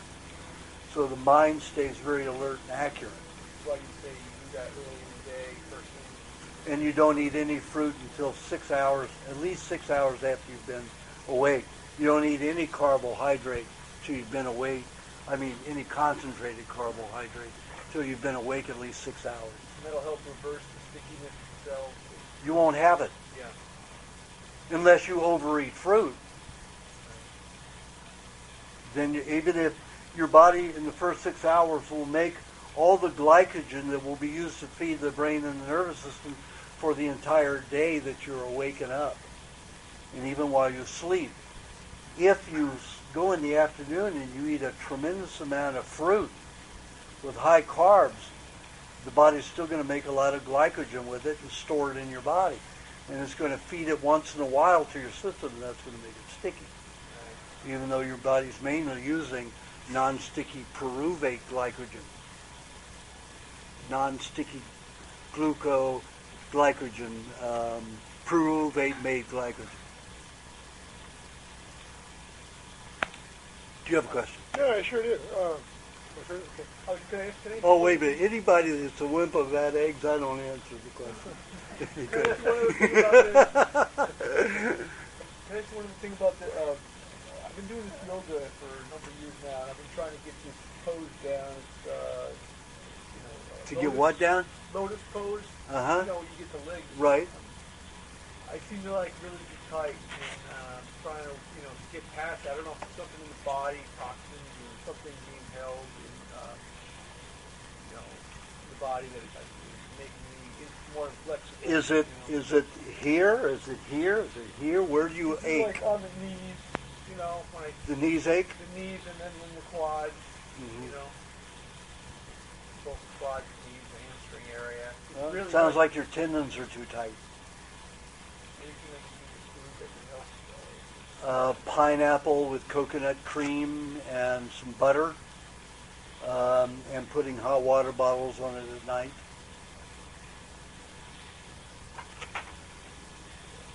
Do you have a question? Yeah, I do.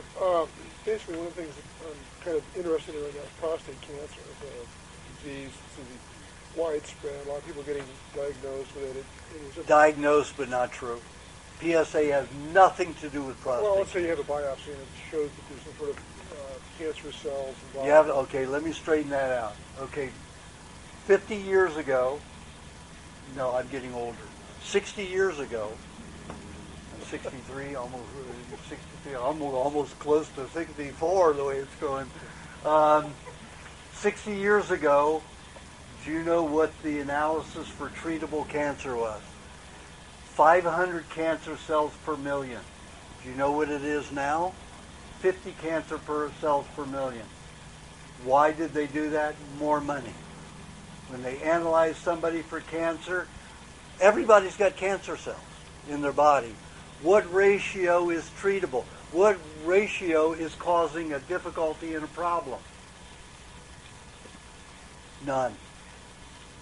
Well, that's interesting. I wasn't asking a question, but the issue that's interesting to me is that there are approaches that are like this fellow, Ornish up in San Francisco. There's a number of like Legume-based diets. There are all kinds of diets. There's a medical diet. Well, I have a friend who had prostate cancer 12 years ago. He said, you're going to have go out and make your last one of tests, you're going to die. And he just wanted to exercise, vitamins, non-fat, and it wasn't hard to eat at all. It was like basically a dairy completely. And cancer-free for 10 years. And it's weird because it seems like body types seem to have a different approach to this. And I don't get it. I mean, everybody's got these protocols. And there's so many. You have to understand all the false statistics out there. About 80% of all the cancers that are diagnosed as treatable and problem are not. 85% of the diabetics that come to me who are taking insulin are not even diabetic.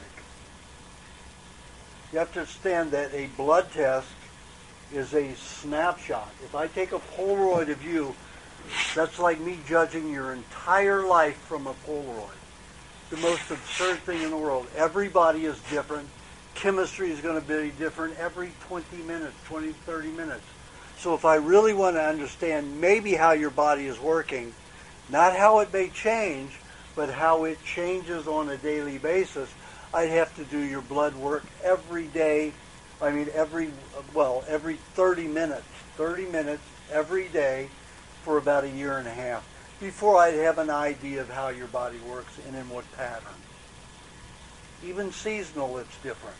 So when a doctor takes a test and shows you from either 1 or 2 tests because you've had a glucose issue, and they're feeding you corn syrup, garbage for this test, of course you're going to be way off, imbalanced. You're going to have very high sugar levels. And they tell you you're diabetic, there's no cure for it, and take this insulin the rest of your life. But you take a look at Hippocrates. Hippocrates would cure or have the cure. He didn't cure himself. He put people on a nothing but a raw milk diet. For 6 to 10 weeks, diabetes was completely reversed. Of course, they were getting milk unrefrigerated. It was right out of the cow. They were drinking it fresh. Big difference. Now, if I put somebody on just a raw milk diet, which is impossible for our society, it's difficult to do that just on raw milk. It will take 3 months to 6 months to reverse that diabetes, but still it's reversible. Usually in 2 months, if I put somebody on dairy and a meat diet with lots of raw eggs, their diabetes symptoms are gone in 3 weeks. Well, yeah, because I was diagnosed with diabetes too in February. I don't have it anymore. The doctor called me up last Thursday and said, hey, I've done all the tests. You don't have diabetes anymore yet. You never had it. Okay. That's what I'm saying. Okay. 15% of the people I have to Well, spend. I changed my diet and I feel a hell of a lot Yeah. better. Yeah, I lost 30 pounds and, Yeah. and the working out and everything. It's like, this is kind of like this next Different step. life. Yeah, it's like, I'm trying to You're understand. finally feeding your body something it wanted and needs and can utilize properly. And that's all the difference in the world. You know? So 85% of the diabetics that come to me, all they do is go on a different diet and they're asymptomatic. Those that are truly diabetic may take 6 weeks, 3 weeks, 4 months, 6 months, but after 6 months, they're not diabetic. I only have 2 patients who had been taking insulin for over 35 years. They still take 3 units a day just in case. Okay, who cares? 3 units, big deal. That's a big cry from them taking their 28 to 30 to 40 a day, 43 a day, down to 3. And they just do it for insurance. That's how hard the medical profession has worked on their brains. When doctor tells you diabetic, you're saying your body can't produce insulin? Yeah, saying that it doesn't manufacture insulin, or you're producing a poor insulin quality that doesn't make the excess sugars into glycogen. So if somebody has diabetes and is insulin dependent, if you just tell them, have 4 glasses of raw milk a day, would that? No, not with our milk quality here, No. because they'd be getting organic pastures, and that No, organic we're talking raw pastures milk from mothers, isn't that something like great. that. And organic, what'd you say? Organic pastures? Organic Isn't that great? pastures nearly freezes their milk to keep the coliform bacteria down, because our jerk Terminator governor vetoed that bill. We worked so hard to get through. Right. So And now but that's not with the good new either? governor coming in, I'm right off to Sacramento again. Oh, you mean the raw milk you buy right now in Mother's and those places, like in those bottles we just had here, that's still good either? It's not so good. It isn't the best. Schwarzenegger made sure we didn't have the high quality we need. So I get our shipped from our Amish farmers $8 every for that. week. It's expensive, just the expensive organic pastures. They have ours shipped in, but we have high quality. Do you get it in the glass or do you? I buy it in the glass, so it's frightfully expensive. How much If I buy it in a half gallon, I'm paying 12 something. If I buy it in the gallon glass, I pay $17, $18. There's a gallon glass. 19. Yeah. Gallon's better. Yeah. Start the shipping. For raw milk, Plus including shipping, is that Raw no. milk in glass, What yeah. about Clareville Farms that Mother's? Clareville Farms feeds theirs just regular old feed. Is that including shipping? They called me, both of me and his wife called me and said, "Why are you bad-mouthing our milk?" I said, "I'm not bad-mouthing your milk. It's just that you feed yours. We're organic." I said, "Send me the label to your feed. The last time I saw your feed label, it's a regular old, has soy in it, it has processed soy in it, it has a lot of other processed substances. It has molasses, and molasses is boiled sugar cane till the slop boils down to the bottom at 475 to 700 degrees." I said, "That's not raw. That's not an organic substance." I said, "You send me your label." Never received it. Where are you going to get feed that is The Amish grow their own. The Amish grow their own. Are there any Amish out here? Pardon? Are there any Amish in California? Too expensive. Amish to California. Too expensive. The land prices are too high. Oh yeah, exactly.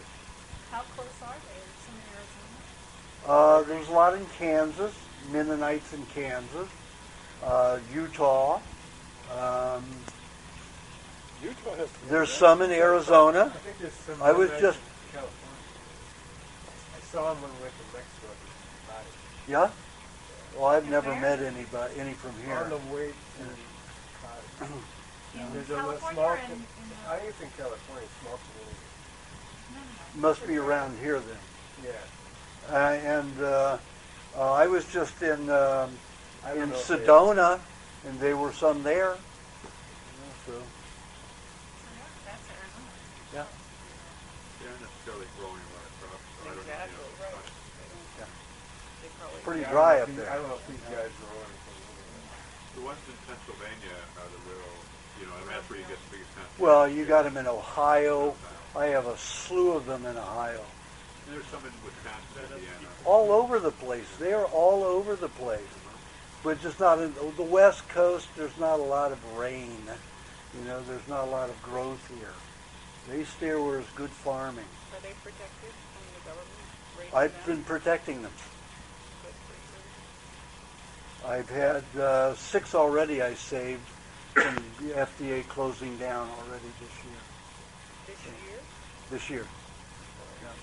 So they sign contracts with me, so I own their animals. So it's all private owned. It's no longer commercial, and I send letters to the HHS, Human Health Services in Washington, D.C., the FDA in Washington, D.C., then their local one, and I tell them, you have no jurisdiction over here. You trespass onto the property anymore. If you touch a gate to enter it, when we told you not to, it's breaking and entering, and we will prosecute. And if you come on with a false warrant, you will be, and arrest anybody for, I don't care if it's for 10 minutes, you kidnap.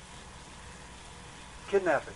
We don't use this false arrest crap that lets law enforcement off of the hook, because what it is kidnapping.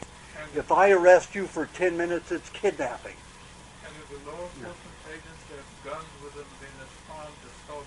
Armed assault, yes, and that's what we're getting them for up here when they came to us in Rawson. Do you know anything about this, the organic certification board, which apparently their license was pulled just recently in last week or so? Government? I don't care who's California. I don't care what the government does. The government has no say over anything anymore, as far as I'm concerned. Well, I wonder what the repercussions of that would be if there's no more board for licensing or certifying. They don't organic. want it because Bush owns through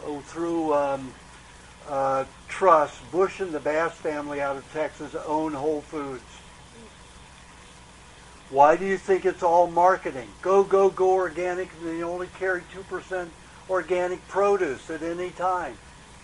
That's nothing. It's all bullshit. It's all more government-minded spin.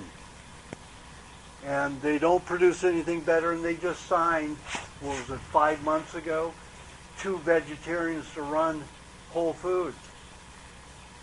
What kind of mentality is that?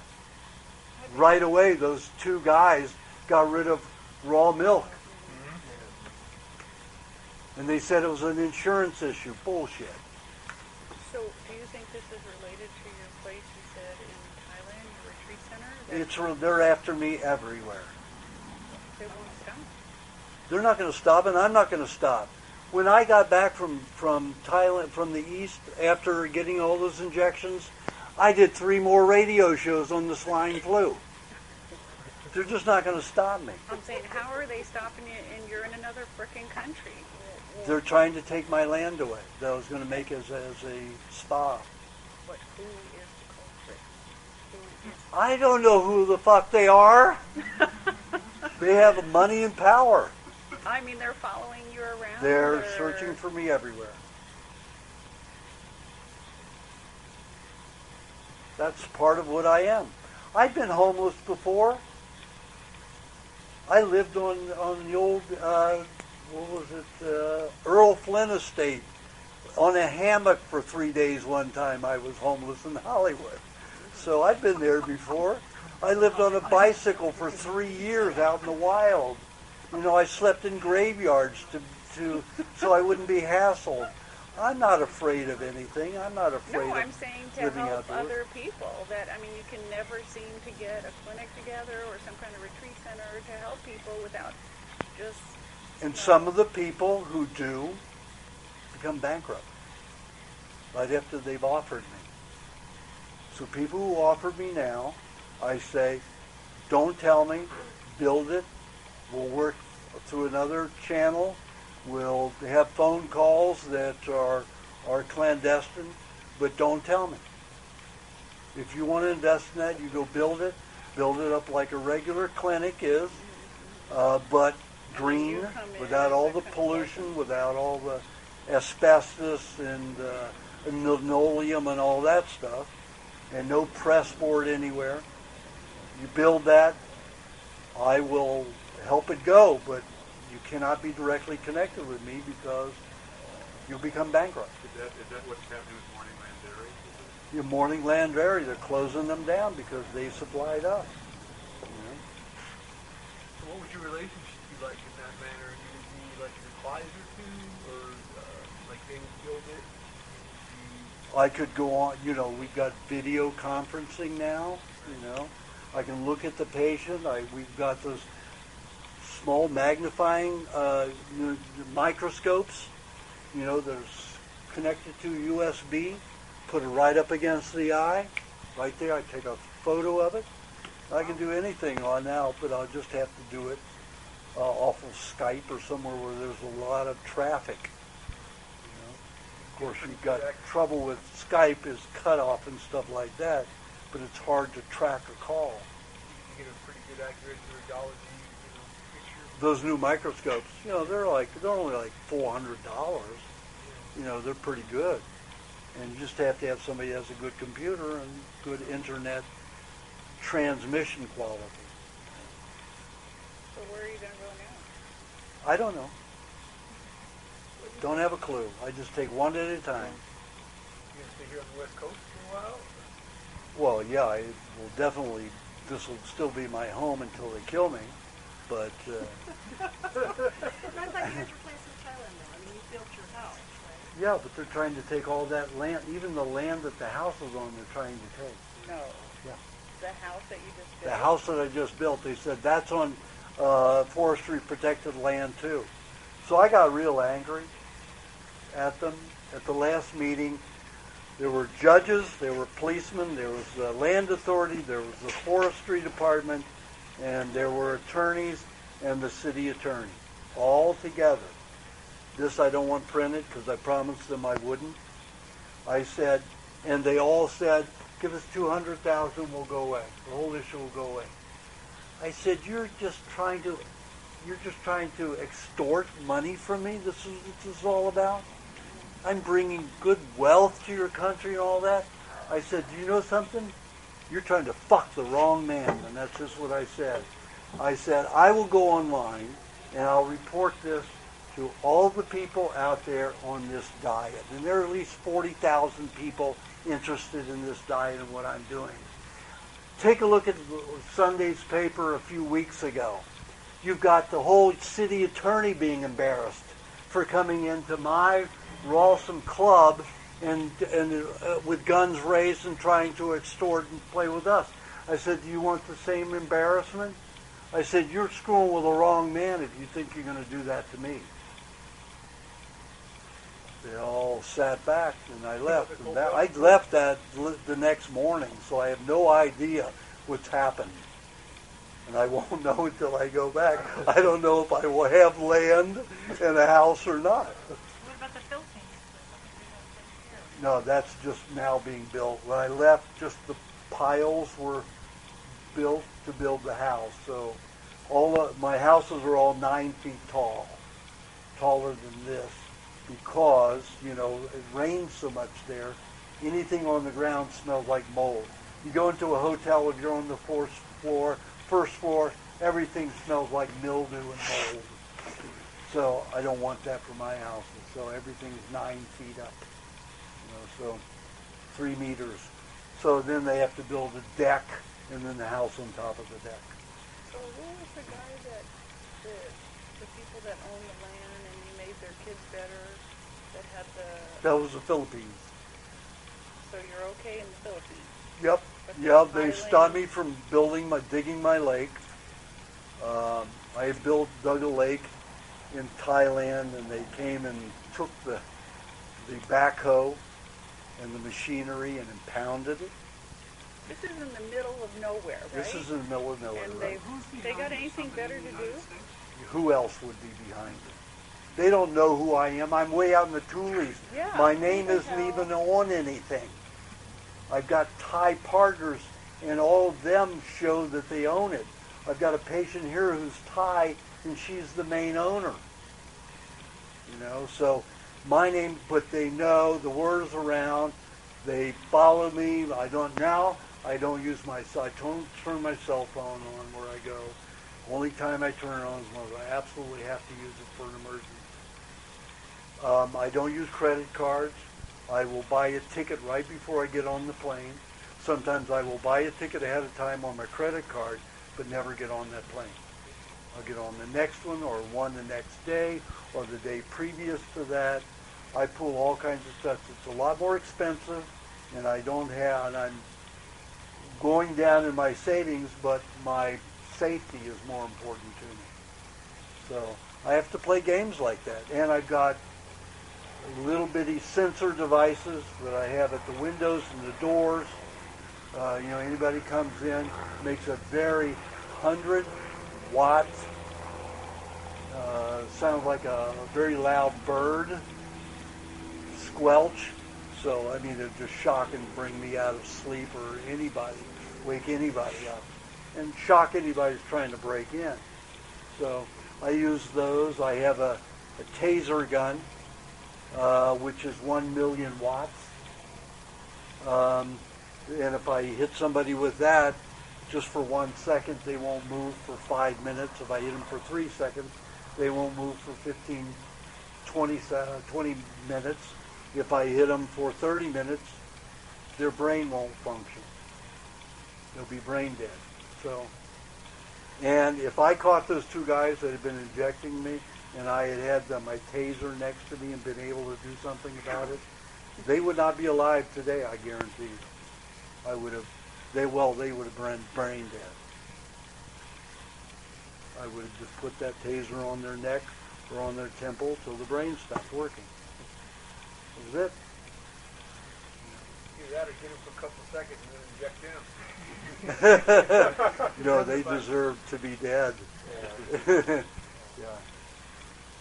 So where do you live now? Deadly force for that. Are you still at the base they bury your spawn and all that? Oh yeah, they buried that in my hot tub, everything. So I'm a little bitty, bungalow cottage up on the same estate. but I have to leave by November 20th. They told me I had to leave by October 20th, and I said, make me. Take me to court, make me. I'll be here till January if you do that. But I promise you I'll be out by November 20th. You're going to plan on your No. No, I'm going to find another place to live and move to another place to live. You ever go to Florida? Yeah, I go every year. When? Pardon? When? This last year I went, May, in Fort Lauderdale area, the Boca Raton around there. I think they're just so afraid of, people really getting the truth. And once it gets out, that they're going to be blown up. So, Well, you have to look, like I said in my newsletter this week, I said, they are afraid of another revolution. 1776 happened because people were healthy, eating off the farm, not eating chemicals in their food, not getting fluoride in their water. Fluoride causes docility in animals to the point where if you put it in their water, they will be killed by their peers. They won't fight back. Hitler used it to make his prisoners in the concentration camps docile. Why did they think you're trying to get it in everybody's water?